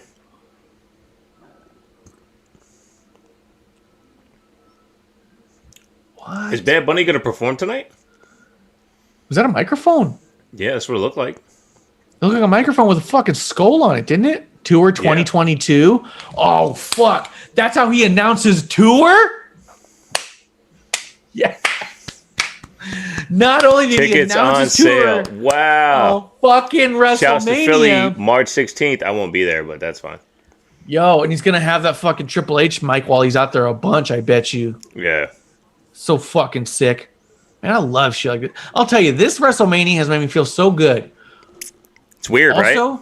Yeah, because I know that you're in Delaware, so you don't really know what it's like out in Brooklyn. But I lived in Brooklyn, and I can tell you from experience, when I was living out in Brooklyn, actual New York, I call it, they BB Rexa was out there. She wasn't a big name yet. She'd only gotten a couple singles out. And I got introduced to her music and I thought, oh, she's got a really cool sound. I like her. I hope she does well. Also, her guitarist out there was Jin. I want to say the last name is Yu, and she was doing guitar for JoJo, one of JoJo's friends who passed away. And I remember thinking, like, she's really good. She should get picked up by some studio stuff. And she's been going around a bunch. So for me, just opening it up with everyone coming out and then seeing BB and Jin out there, I was like, that's so fucking cool that these people have worked their way and grinded and gotten all the way. Now BB's like 2-time Grammy Award nominee and shit. It's just so fucking cool. That seeing Bad Bunny do his thing and just knowing, you know what I mean? Bianca and Sasha doing their thing and knowing. It's just so much of this WrestleMania has just been like feel good moment after feel good moment, you know? Well, without slandering you for the sake of doing it, I agree with you. I think what's been cool about this WrestleMania, like we talked a little bit before we got on because we only had about 5 seconds before we went live. Night one, I felt like every match kind of started out jittery, but every single one, that back third to 2/3, no matter who it was, really just fucking killed it. And at the end of every match, they sewed up everything so nice. Nice. It was just a really, really fun night. And it felt weird because the build has been so chaotic. How did we get here? How did we get there? Why is this here? Why is this there? And it's like, it wasn't really feeling like, okay, every match is going this direction. Every place is going this direction. Like Seth and Cesaro, right? They built up until Elimination Chamber, then nothing happened until last week. So, or the week before, whatever it was, nothing really went. But how good was just Seth and Cesaro? And everything felt that way. It's like, okay, let's build to some point in the match and then fucking take it home. And that's how everything felt. I thought it was really well done. Yeah, 100%. I think even one of the things that was really cool about Seth and Cesaro was it was a story about the swing. So the whole story's been weeks and weeks building about how the swing makes Seth embarrassed, how he doesn't want to be swung around. And it's just a big testament and ode to Cesaro and how strong he is. That my brother texted me while he was watching a match, and he goes, I can't believe how much of this match I'm on the edge of my seat waiting to see Seth get swung around. And that used to be a move that was just in one of his matches, and now it's become a thing because of this story that it's just the move. You know what I mean? Right. Like, it's the whole story for Seth to reverse it a few times and then try to get out of it. And, weaken the It was arm. amazing. So the first time he can do it, it only went 9 times as opposed to the Yep. 21 they were talking about.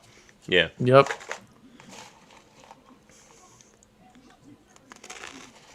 That's the drum fight. It's the drum fight. We got Wale out there. Oh, I wanted to see this one. And say that. Real quick, shouts to Just in Time 211 said Bad Bunny gave WWE a dope match, so WWE wanted to promote his tour fair exchange. I think that's what it was going into it. I think it's win-win. I don't think there's any. I'll Yeah. give you this if you give me that. I think Bad Bunny's such a big fan. And I tell think you that this. they appreciate so much about what Bad Bunny was doing. They felt like it's the least they could do, you know? I don't think that's his last match. I don't think so. He's got 10 more years before he goes in the Hall of Fame. 9 years! 9 years! 9 years! 9 years! 9 years from today! I agree. I agree with Graham in the YouTube chat. Says, as a math teacher, the counting of the rotations was freaking awful, though. It always is. It always is. Terrible. That's another reason why I don't like fucking crowds and shit. They always hijack what's going on, and most of the time, they get it wrong. Yeah, they get it way wrong. Feeding Tampa Bay. He's got charity on his goddamn jacket. How fucking amazing is Big E? Yeah, name a bigger babyface. I mean, Braun Strowman's kind of large.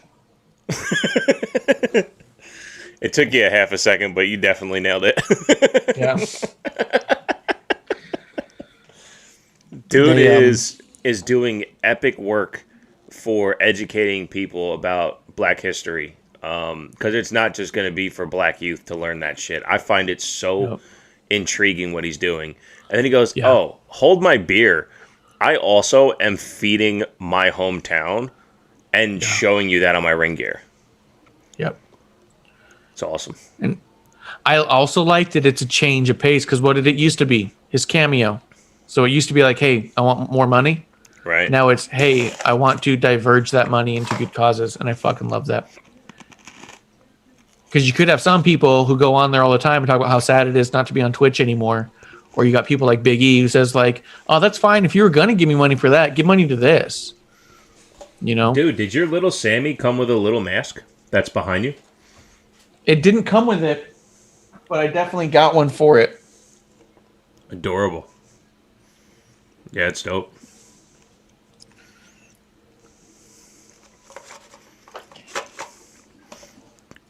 Never mind. See? And it fits. Nice. You never know I when was your gonna little say, do Sammy's you, going to need a little protection. Do you? Who's out there? Well, it's not quite a spear. It's a different thing. The other side's the Literally spear. stabbed with the spear. Yeah, people Yeah, were the pissed other about the side's spear. the They, spear. Yeah. oh, the other side's a spear? So it's like Yeah. a weighted spear? Something like that, yeah. He's had it before. Where it's like whatever the icon is on one side, the spear's on the other side. Oh, that's cool. I would like to be, honestly, when we first talked about this and kind of went into, like, thoughts on the character, we agreed on, kind of let it all happen and see what it is. But I would actually like to be educated more on it. You know what I mean? Yeah. What is the symbolism on it? Explain the symbolism. So we're, not to peel back the curtain, but to just understand how significant these certain things are. Yeah. I'll tell you, I didn't want to say it because I was afraid it would come true. It's I just don't want to put things out there. But I was really nervous that the Nigerian drum fight just meant a Symphony of Destruction match. And that That's looks what it like pretty much looks what like. we have here. Yeah. Yeah. I mean, even with the gong and everything, I was like, fuck. I mean, at least there's not like a bass or a fucking piano, but It's not good. It's weird. I mean, it's giving a different name to the same thing. That's all. Like, Yeah, I was hoping that there would Uh, be people banging the drums during the fight. I was hoping that Apollo would have a much bigger entrance. Like all those people who came out in like the Yeah. bunny costumes, Well, they could have made a bunch of people in like guard outfits. What the fuck? This is weird. We both don't know how to swing a stick. Is that what this is? I'll tell you right now, dude, you and me go back and forth with a couple of bats. We're not going to be like just going back and forth with a couple of bats. Yeah. How the fuck did you make that look weak? Like, what the fuck? Yeah. Get into it. Break some shit, Big E. What the fuck?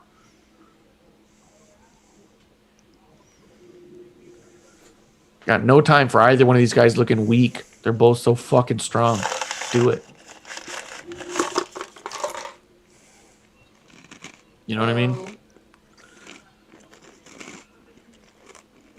Well, that was quick. Yeah. Let's see. Feeding America, Amanda Jane's back of his coat. Let's see. What did you expect? Am I the one of the few who knows the great power Uti? You have no idea what she's talking about. Correct. You are one of the only few. Yep. You did it. You nailed it. You're the only one. Way to go. Love the politicalness that Big E's bringing, Amanda says. 100%. Are we donating money? We did to the Schoolhouse Rock thing he's doing. What is it called? Yeah, Schoolhouse Rock. It's not called Our Heroes Rock, I believe. Our Heroes Rock. That's what it is. Yeah. Which now he's going to have to update it. Now has to include Sasha and Bianca. Well played. He's probably pissed. He has to redraw the whole ending.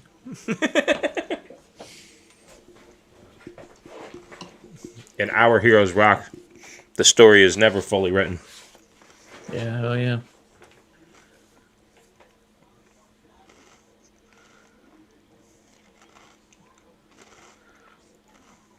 Amanda Jane says, Colt Cabana's podcast had a legendary tale of Cliff Compton and his trip to Nigeria with Luke Gallows.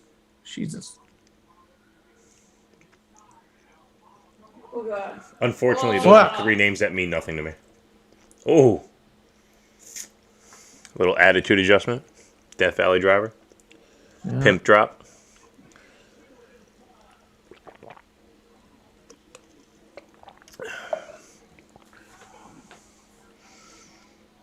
Huh.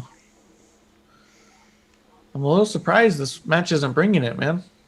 Yeah, I'm definitely let down, but I'm hoping not to be let down based off of my personal expectations. I think thematic drums throughout the fight is what I was expecting. So now I'm waiting for the action to bring what the noises would have, and it's just not. It's not. That's what I'm saying. Now, here's the other deal. As long as we're on the topic, you and I have talked a couple of times, I believe it was on episode 1, about the expectations of Bianca and Sasha and how poorly they had been writing the story to get there, and how it was making us so frustrated that we could be giving them too high expectations that would be unruly. And oh, fuck. Okay, cool. That's Jesus. Okay. I was starting to wonder if it mattered at all what they did, if they'd even be able to live up to the expectations, or if it was going to be reverse and we'd end up with something shitty that people still pretended was good. Right. Because I just felt like the expectations we all had and the importance of what they were doing was so big, and the lead up was so poorly put together. That was my fear.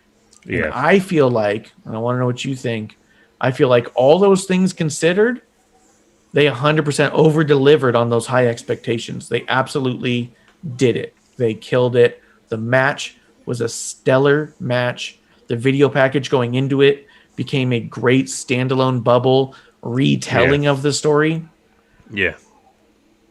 That I think that as a standalone bubble, you can rewatch that match and that video package over and over again and understand the importance of that match and appreciate it without having to rewatch the build. Yeah, I mean, most WrestleMania matches in history, like when we go back and look at them, the video package before the match and then the match is all we remember of them, right? Yeah. The couple months before that, you know, we never really go back and see what the build was, you know. Like, go back and look at the build for The Rock Austin at 19. Yeah. It's one pay-per-view and, like, a Raw that Austin was on. Yeah. And that's it, right? But it was video packaged and the match were so epic, you know. I tell you this.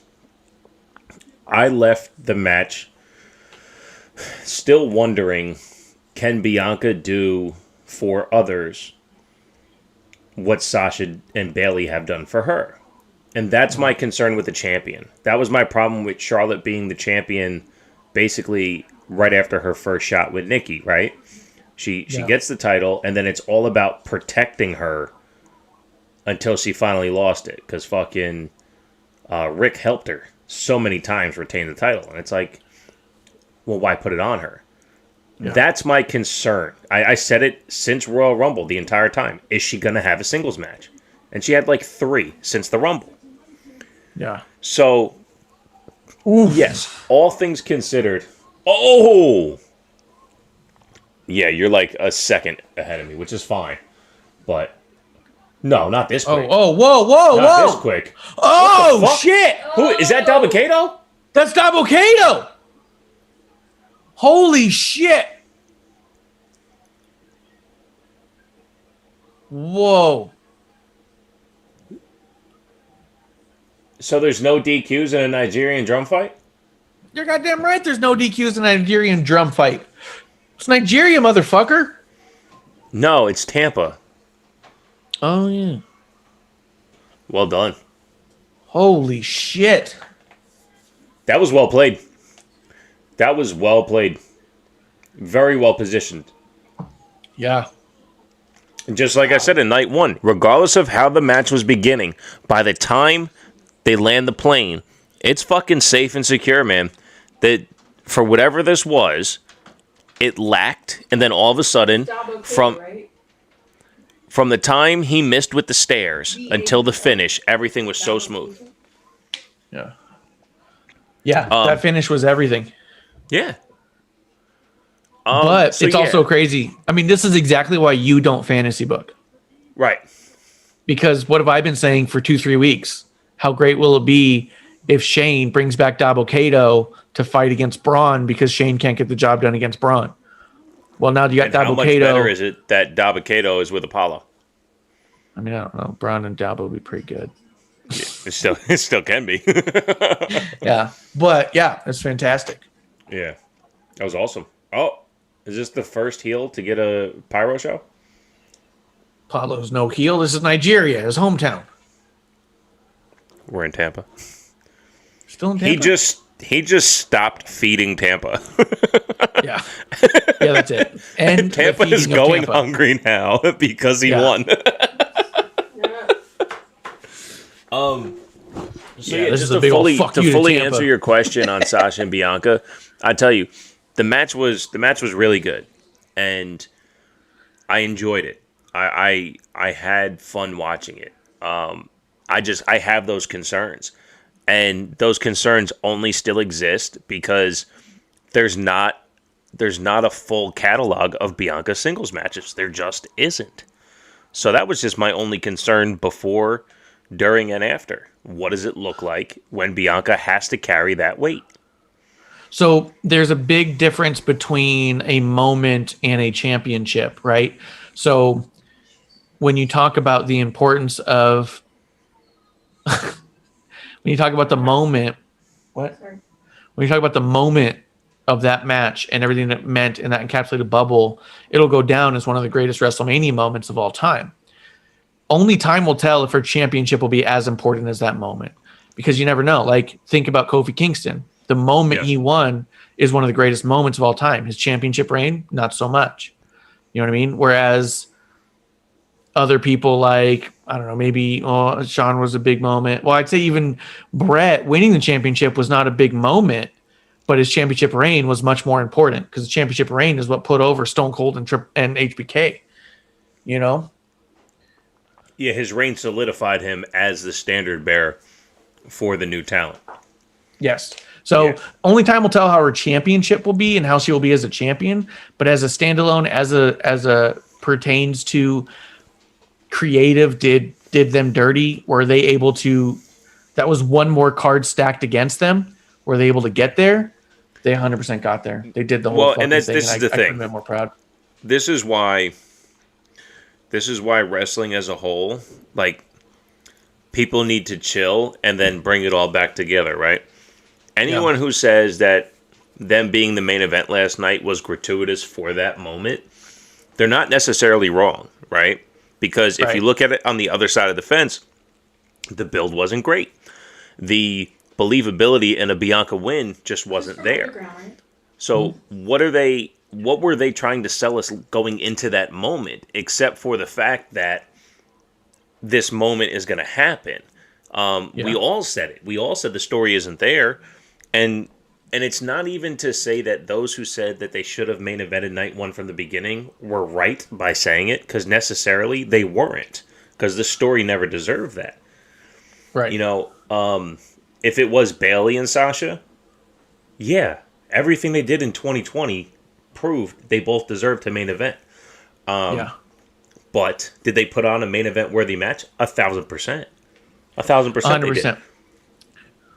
I felt like putting them in the main event was also a card stacked against them. We talked about the importance. We talked about the expectations and about how it's going to be the match of the night. And then to top it all off, without a story that proved it deserved it, they ended up in the main event. And it felt gratuitous to a lot of people of, oh, are we doing this as just a gratuitous moment of patting ourselves on the back of us making a moment, right? So they had to prove that none of that was true. And at the end of the day, those women went in there and proved that regardless of any of those cards stacked against them, they were the match of the night. They were the moment of the night. They were going to be the talk of the next several years. They absolutely proved that creative be damned, they were meant to be the main event. And I think it's fucking fantastic. Yeah. For me, they definitely almost lost it. But again, towards that middle, towards the back third, they really just brought it all together. They did a great job. Yeah. They did a great job. And I tell you what, too, honestly, and no offense, again, this isn't me making excuses either way. I don't think there was any other match on the card going into it that was worthy of the main event spot, but also no other match on night one that gave you the same vibe as they did. So they were on their own island, and it was up to them to execute, and they did. Yes, because a lot of people were going to be saying that Drew should be the main event because of the importance they've pushed on him, regardless of how he's such a fucking heel.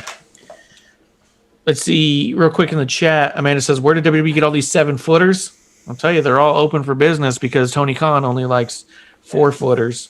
That's fine. Bronson Reed tweeted at Corey to use Colossal to keep it for your boy. Oh, keep it for your boy. That's funny. Bronson Reed. Corey Graves using Colossal and Bronson Reed taking exception to that. Let's see. Kuro says, the big guy's new name is apparently Commander Aziz, if you're watching live.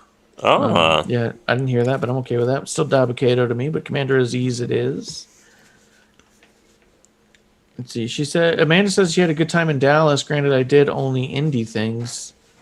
Well, of course, that's what you do. I don't know what she's talking about. Sick of what, Jeremy in the chat said, I think Dabakato hit Big E with the Samoan spike. If so, what a throwback / tribute to Umaga. I was not watching when Umaga wasn't a head shrinker. Oh, Con. And so funny. Graham said 7 feet tall, and you can't teach that. That's true. It's very hard to teach somebody how to be 7 foot tall. And I think that's one thing Enzo and Cass definitely got right. Graham would know, he's a math teacher. You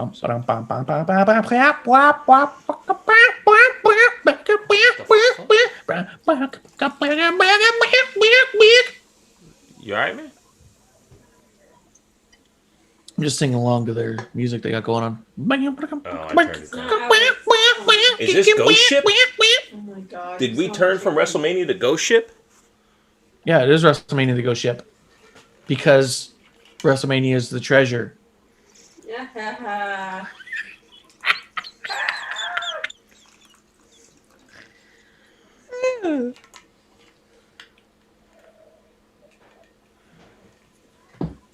Come on, where's my second appearance by Bayley? God damn it. Wrestling's pretty cool. So we should have a third night that's just all Bayley. What? So we should have a third night that's just all Bayley. Yeah, third night of Bayley. I'm alright with that. Who's Bayley again?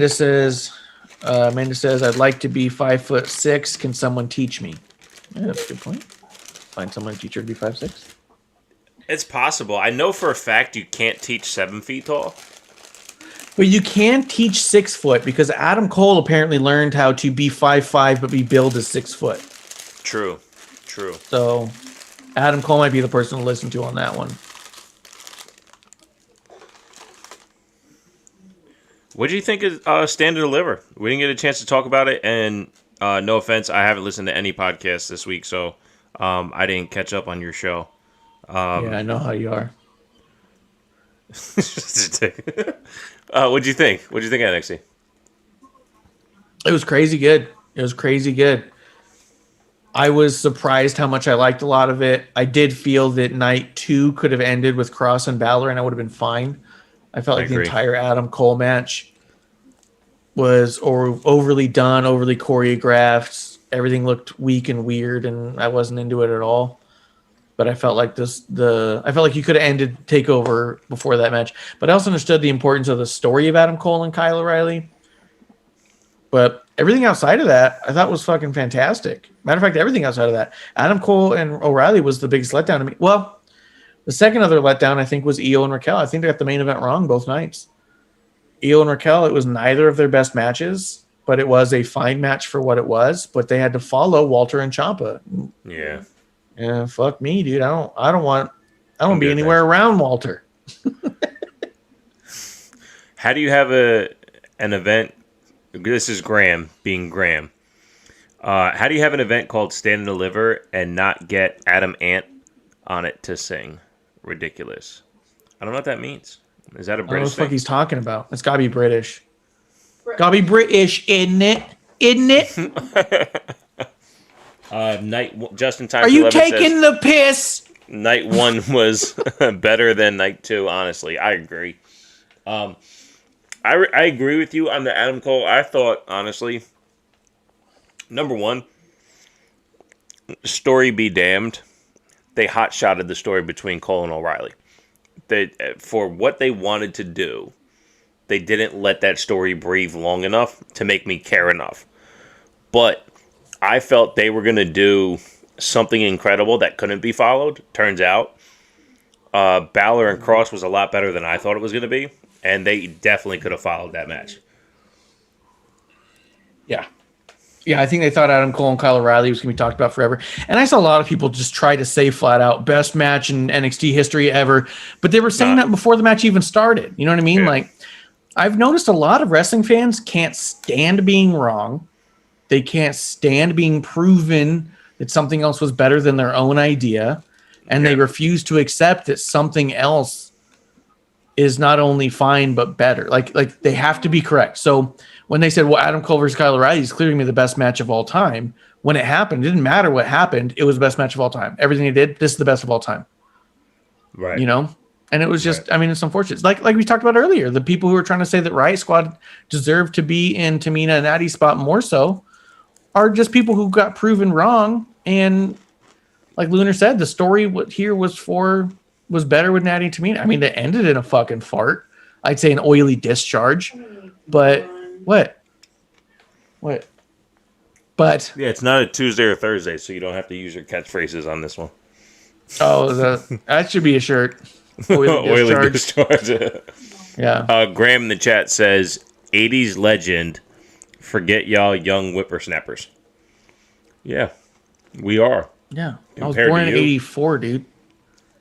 I was born in You 85. think I give a shit about anything that happened before 91? It was I worthless. can't to remember me. before 91. That's what I'm saying. It was worthless. Yeah. And he's probably an 80s UK legend. Uck. You know what I mean? I bet he is. In it. Yeah. He's taking the piss. Graham's over there gutted. I would imagine. Graham's gonna come into my channel just to unfollow and stuff. Just trying to trigger the mod to get him kicked. He can't Fuck this guy. unfollow you. You're a consistent episode 1, and that's all he listens to is episode 1s. I know. I was so excited when I found that out, and I was like, "Oh, he loves episode 1, so we got a loyal follower now." All I do is episode 1. Let's see. Amanda's in the chat though. She does say she still doesn't get that about Adam Cole. She says it was amazing. Oh, about his height. And says Cross and Balor should have been the main. It was so intense. It was, and it was such an incredible story. It was so much better than I thought it was going to be. We broke it down live as it was happening, and we even had an indie wrestler in the chat who said, "This is why I love you guys, because you guys get it on a deeper level." I would suggest taking a listen to it, just because we do break down how psychology and storytelling is more than moves. How just because you like a bunch of moves doesn't mean that the match is good storytelling, but it also doesn't mean the match is bad. Like, you can have a good match that's a moves-based match. You can also have an incredible match that's story-based and psychology-driven, and those are not the same thing always. That's all Kushida and Dunn was. Yeah. Kushida and Dunn was such a technical beatdown of one-upsmanship, but not even. Like, how do I prevent you from being technical and beating the shit out of me? And how do I prevent you from being technical and beating the shit out of me? They just told a fantastic story. Yeah. It was so good. It was so good. We really broke it down in there. So I would suggest people taking a quick listen if you want to tell me how wrong we are about how a flip is better than a chop. A lot of people were talking shit even about the finish being a chop quote, and we tore that to shreds as well. So that's in our episode 1, Stand and Deliver watch along. So I would say take a listen. Let us know what you guys think. You can find us WOTR the show on Twitter, Wrestling on the Rocks on Instagram, WrestlingOnTheRocks.com for all of our links and stuff if you want to hit us up and join the chat. Hell yeah, I'll throw some plugs out there too. TWTakesPodcast.com. TWTakesPodcast.com/TWTs. I haven't plugged them once yet. See them things behind me? There we go. Order them up. TWTakesPodcast.com/TWTs. TWTakesPodcast.com/international for the Teespring site that does fulfillment to the UK, all of Europe, and there's a dope premium design done by Mr. Marsh, his truly. It's the one right below. Marsh hooked that up for me. It is on a premium shirt and a premium sweatshirt. There we go. Fuck yeah. First of all, okay, so Marsh can relate to this one as well, since we are of similar ilk. Graham goes, people not knowing Adam Ant is already my speed check moment for Bad Cop this week. I know who Adam Ant is, because during my youth, the Cartoon Network came out. I know exactly who Adam Ant is. He's not as cool as anyone else. He's a ripoff of Mickey Mouse. Okay? When you go, Adam Ant, I get it, dude. All right? You're British. What does it have anything to do with Stand and Deliver, though? Exactly. He made a joke, and it wasn't funny. So he thinks that we're the bad guys. And we don't remember every second of it because he was born in fucking 1944. Yeah. Fucking Graham. Graham's the best. Yeah, Graham's a golden era type. Graham goes, what do you know about wrestling? And never watches anything. Like, come on, guy. Yeah.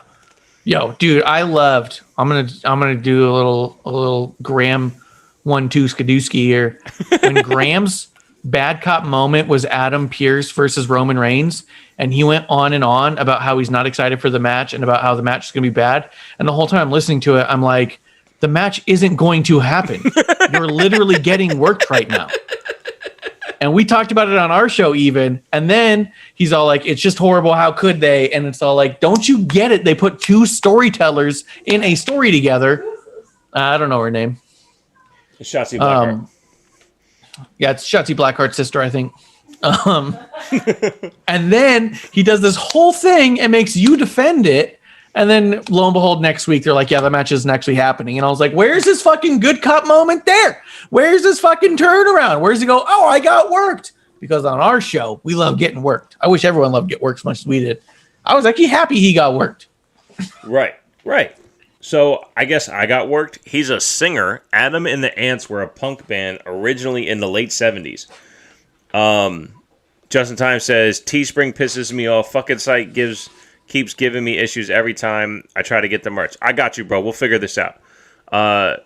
And what's his name? Graham said, I watched at least 24 hours of indie events in this weekend. I get that, dude.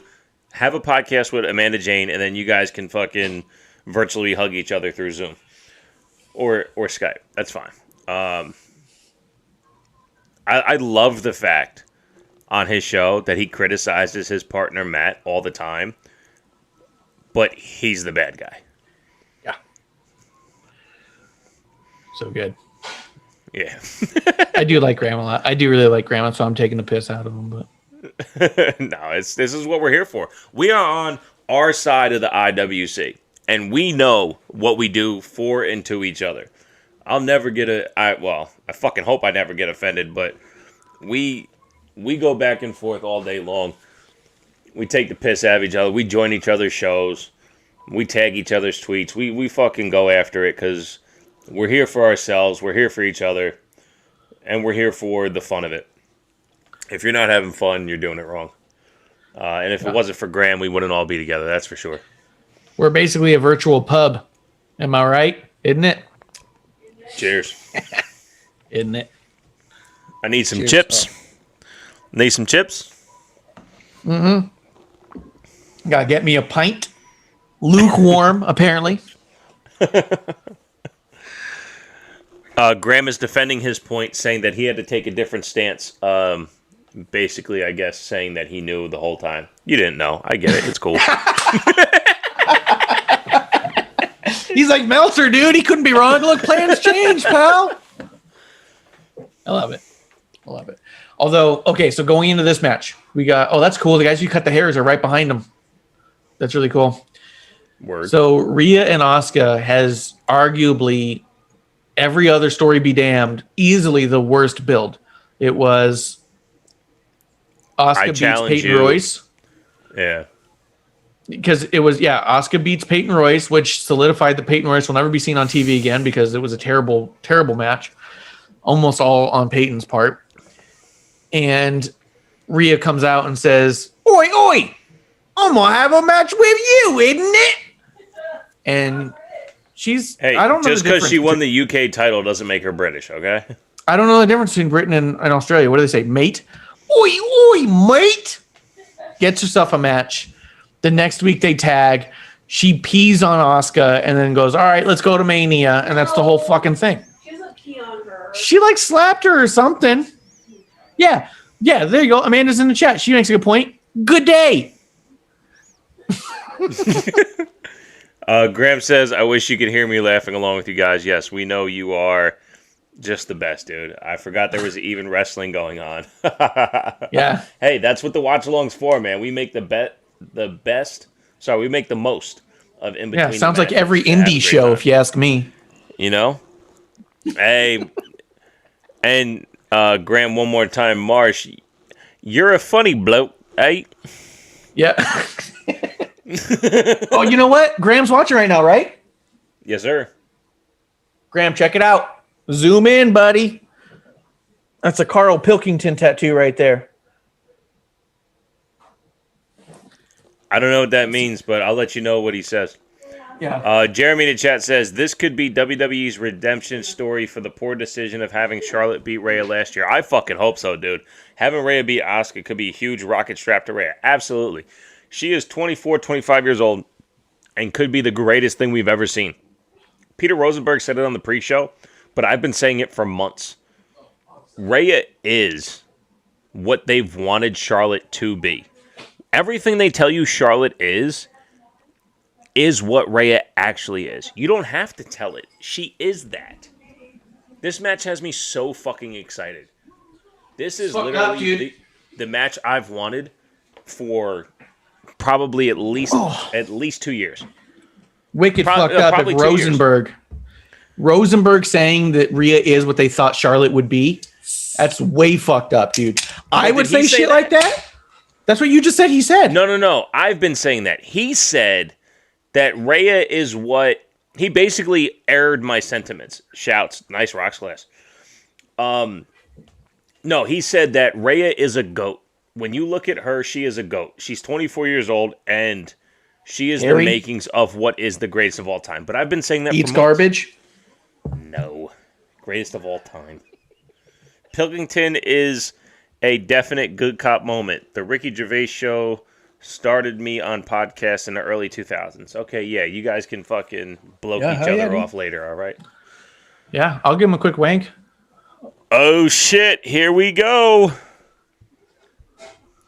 Mr. TW takes favorite. I actually used to listen, Graham. I also used to listen to all of Ricky Gervais' show on XFM. I had downloaded the entire back catalog and listened to all, like, what was it, 7? No, was it 2 years worth? Ooh. It was like 2 or 3 years worth of his show on XFM, and it took me 6 months to listen to it every day and listen to the whole catalog.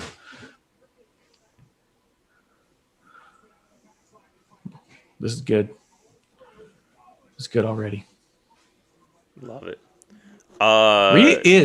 Rhea is exactly like you said. What Charlotte, what they say she should is. have been. What they think Charlotte is, Rhea actually is. Yes.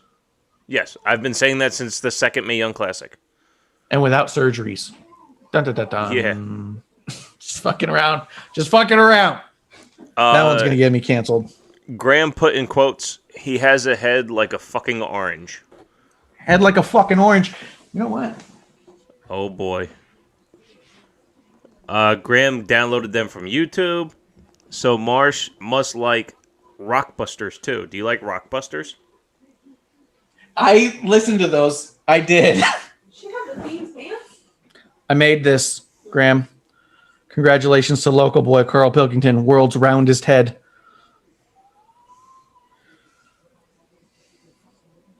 You made that? I made it. I painted it. I mean, I was gonna say, what does that mean? What do you mean you made that? Did you sculpt the it was just figure? blank white. You made the okay. It was blank white, and I painted it, and I gave it a sign. It was from that PDF. If you remember when he wouldn't come back for season 3 of the podcast. Congratulations to local boy Carl Pilkington, world's roundest head. So what I'm doing is I'm stealing Graham away from your fandom and into mine. No, it's working because I am the cuck in the middle that is watching both actions and relaying the messages. It's a wonderful thing. You're like, it's bullshit, but it's the community, but whatever. This guy's getting just in time to 11 to buy shirts. It's like, Yeah. fuck. I got no one left. You take Graham, I got no one left. Yeah. Yeah, please don't. You start singing Jolene. Jolene. Please don't take my Graham. This is dope. Rhea looks like a beast. Oh, Amanda had another good point about Rhea Ripley earlier. I missed. I doubt it. Put a shrimp on the barbie. Yeah, they do Rhea that. promo. Dingoes eat babies as well. Yeah. They don't. Fuck, dude. They don't say beer. They say Foster's. I get it. Yeah. They say pint in UK. You're right. Lager. A pint or a Foster's. A lager. What's Rhea doing? She's fucking around, dude. Well, Quit she's a fucking heel. around. Oh, yeah, but now I want Rhea to lose. You can't be fucking around with Asuka. She's one of the greatest of all times. You have to be ready for her. Oh, and if Rhea thinks she's so ready she can fucking toy with her? Asuka's no shit. She ain't no little bitch. Get her. Get her, Asuka. Get her. Oh, drop kick to Asuka. She's down. Yeah, you're 2 seconds ahead of me, bro. Chill. All right, I'll pause it. Where's my You don't have thing? to pause it. I'm just letting you know. I'll pause it. One Mississippi, 2 Mississippi. All right, I'm back in it. Push play again. It's showing Rhea close up. Now it's not. Close up. She's giving. Kicked her in the face. She kicked her in the face. Pushed her in the Wait, face. first pushed her in the face. Yep. All right. So maybe it was only 1 second. It's all right. I got it. No, we're What right. does it say on Rhea's tights? Just say Ripley? But that looks like a B. Yeah, it says Ripley. I thought it might say brutality or brutal, which would be cool. It might I say think it says brutality. Ripley. That was Because terrible. it does look like a P on the lower part, right? Yeah. Yeah. Yeah, that's a Ripley. Gotcha. Believe it or not. Oh, beautiful. Beautiful. Yes. Fuck her up. Break her leg. Break her leg. Break her leg. Break her leg. You're right, dude. That whole arrogance with slapping her and everything, and then her Yep. just toying with the kicks and everything. She Yep. toyed with that back kick. Asuka's like, chill. I'm going to catch that. Yeah, fuck that. You want to goof around? Let's goof around. Yep. And then Rhea's just like, well, I'm just so goddamn strong. She's the best, dude. And Asuka's like, you think I haven't beat up Strong before? I beat the shit out of Strong before. That's right, ref. Get all that falling apart gear. Oh, that was Rhea's boob chain. That's what he Sure grabbed was. there. Yeah. Checking the ankle, like it. Oh, wiggle the ankle, like it. But walks normal. Okay. Register. Got it right. Hey, look, Natty, I didn't want to say it earlier, but Natty stopped selling that knee pretty quick. Yeah, she did at a point. Yeah. Yeah, she was like, fuck it. I'm not limping around this fucking ring. Yeah. Did Graham ever say anything about my local boy, Pilkington toy? He said he should just jump on your feed, and then he said it should say, believe it or not. Oh, on her pants. Believe it or not, Ripley's losing to Asuka. Fucking hope not. See, that's the difference I have in my trust in what I can see on the following program. If Ripley walks out on Raw and says, I'll take on anyone, anytime, anywhere, I have full confidence I'm going to get a great match. If Bianca does that on SmackDown, I have hesitation. Yeah, I don't know. Doesn't mean she can't, but it means that she's got to now. Yes. I will say, though, if Rhea toys around with Asuka and fucks around and gets the win, although Asuka takes a bit of a hurting. Yeah, big problem. I don't know. It's a big problem. Asuka takes a bit of a hurting, but she's been taking a hurting for a bit. But Rhea comes out looking like a mean motherfucker. Not only is she too confident for her own good, she's also still able to pull through. And then that's a big, well, if no one could take down Asuka. Because she's that good? Yes. And if no one could take down Asuka for this whole time, she's phenomenal. Jesus Christ. It was so perfect. Yeah. But if you had someone like Asuka undefeated for so long, effectively undefeated, I mean, obviously she's taken a lot of losses and tags, but undefeated for so long, and then you have a Rhea come through first try, toys with her and wins, it's kind of like, whoa, shit, who's this Rhea? Who's going to take down Rhea? Yeah. And then Charlotte comes back, beats Rhea in 4 seconds, and has a championship the rest of the time.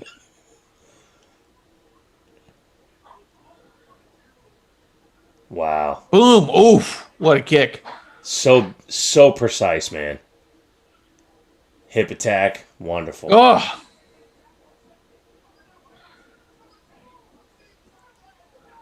See, now Down this goes is the Ripley. turning point. Down goes Ripley. Yeah. This is where Rhea now needs to stop fucking around and take Asuka serious. And then like another 5 minutes of this would be that landing the plane that everyone else has done so far. So good, man. You're right, though. I mean, we had no reason for having this match. No build to it. Nothing made sense about getting it. They just did it for the sake of. But are you mad at it? Oh, shit. I think that a lot of it has to do with Charlotte. I do think this was supposed to be Charlotte and Lacey's main event. Or not main event, but title match. I really do. I think between Lacey and Charlotte both, this was their audible, where they just said, fuck it. Just give them Asuka and Rhea. They'll both be here. They're both not pregnant. Just fucking get it done. Neither one of them has a boyfriend causing shit. Yeah. Oh, beautiful.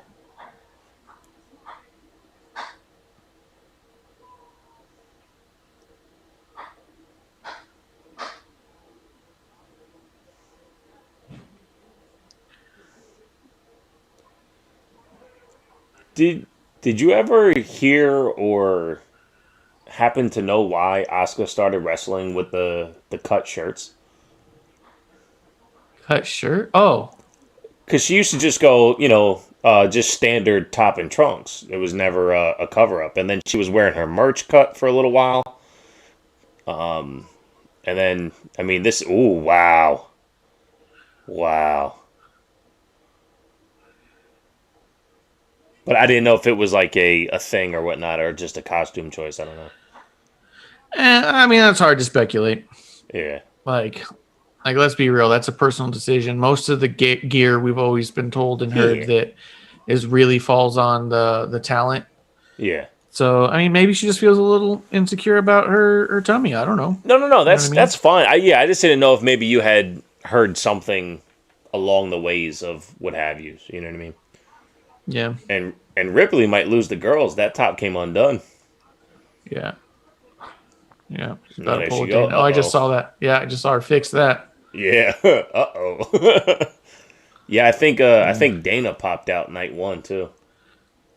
Yeah, Dana, I think Mandy both. Yeah. His feed was cutting in and out. Yeah. So good, man. God.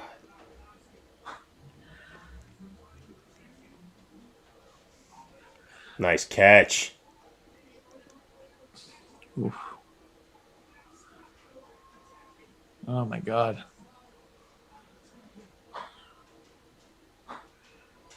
Oh yeah, cloverleaf time.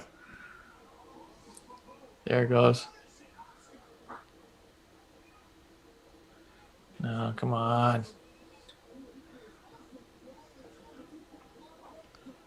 There he goes. Oh, nice. Well done. Oh, There you go. Great. There you go. Sequence. There you go. Yup. Oh, shit. To where? Okay. Okay. Just out of the way, I guess. Dude, how bad was Lana's kick? But the camera cut was so perfect that the announcers covered up something that we didn't even see. Yeah. They're like, she didn't get all of it. I'm like, wait a second. The camera cut was perfect. It looks like she hit her. Yeah.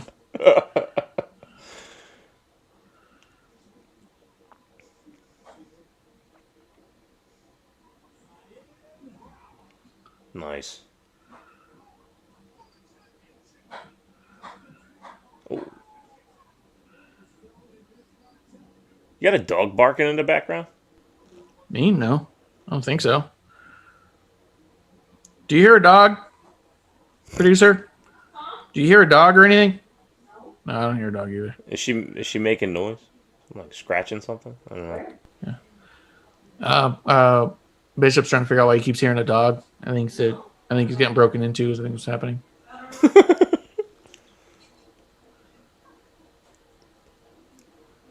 There you go. Back into the armbar. Oh shit. Oh, can you imagine if Asuka did the Becky Lynch armbar? Ooh, they disarm her that way? Yeah, for sure. Yeah, that'd be sick. Oh, There you go. into Here the you go. Oscar lock? There it is. She's got to get the arm. Oh Shayna no! style. Nice. Oh. Oh, get her! Get her in the mouth! She asked for another one. She'll kick the titties right out of that top. Boom! Oh,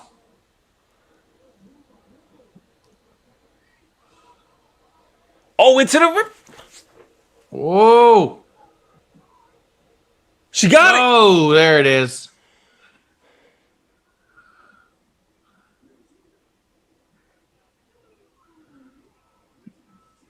There you go. No complaints there. Oh. Dude, I told you, man.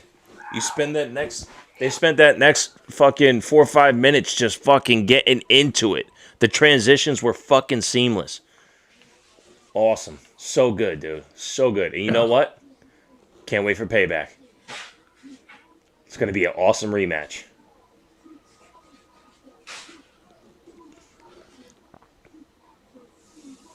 Yeah. She turned a fucking hip attack into a riptide. It was awesome. Yeah, that was good.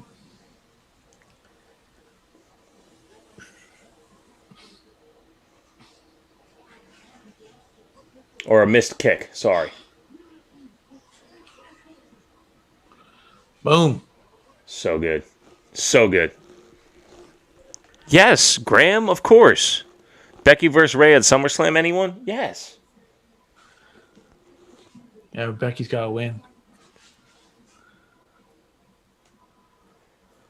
Becky got to Yeah, come they back had that to burial, gratuitous let each match other- on NXT that I was a little upset about. Yeah. Because I knew the stakes weren't there, so I was just like, well, I know what's gonna happen. Yeah. Like I was watching the match, like, well, of course I know what's gonna happen. Yeah. So upset. This is awesome. Shouts to Bianca and Rhea being the last two in the Women's Royal Rumble and then winning the title at WrestleMania. Yeah. Both being NXT members just fucking 6 months ago.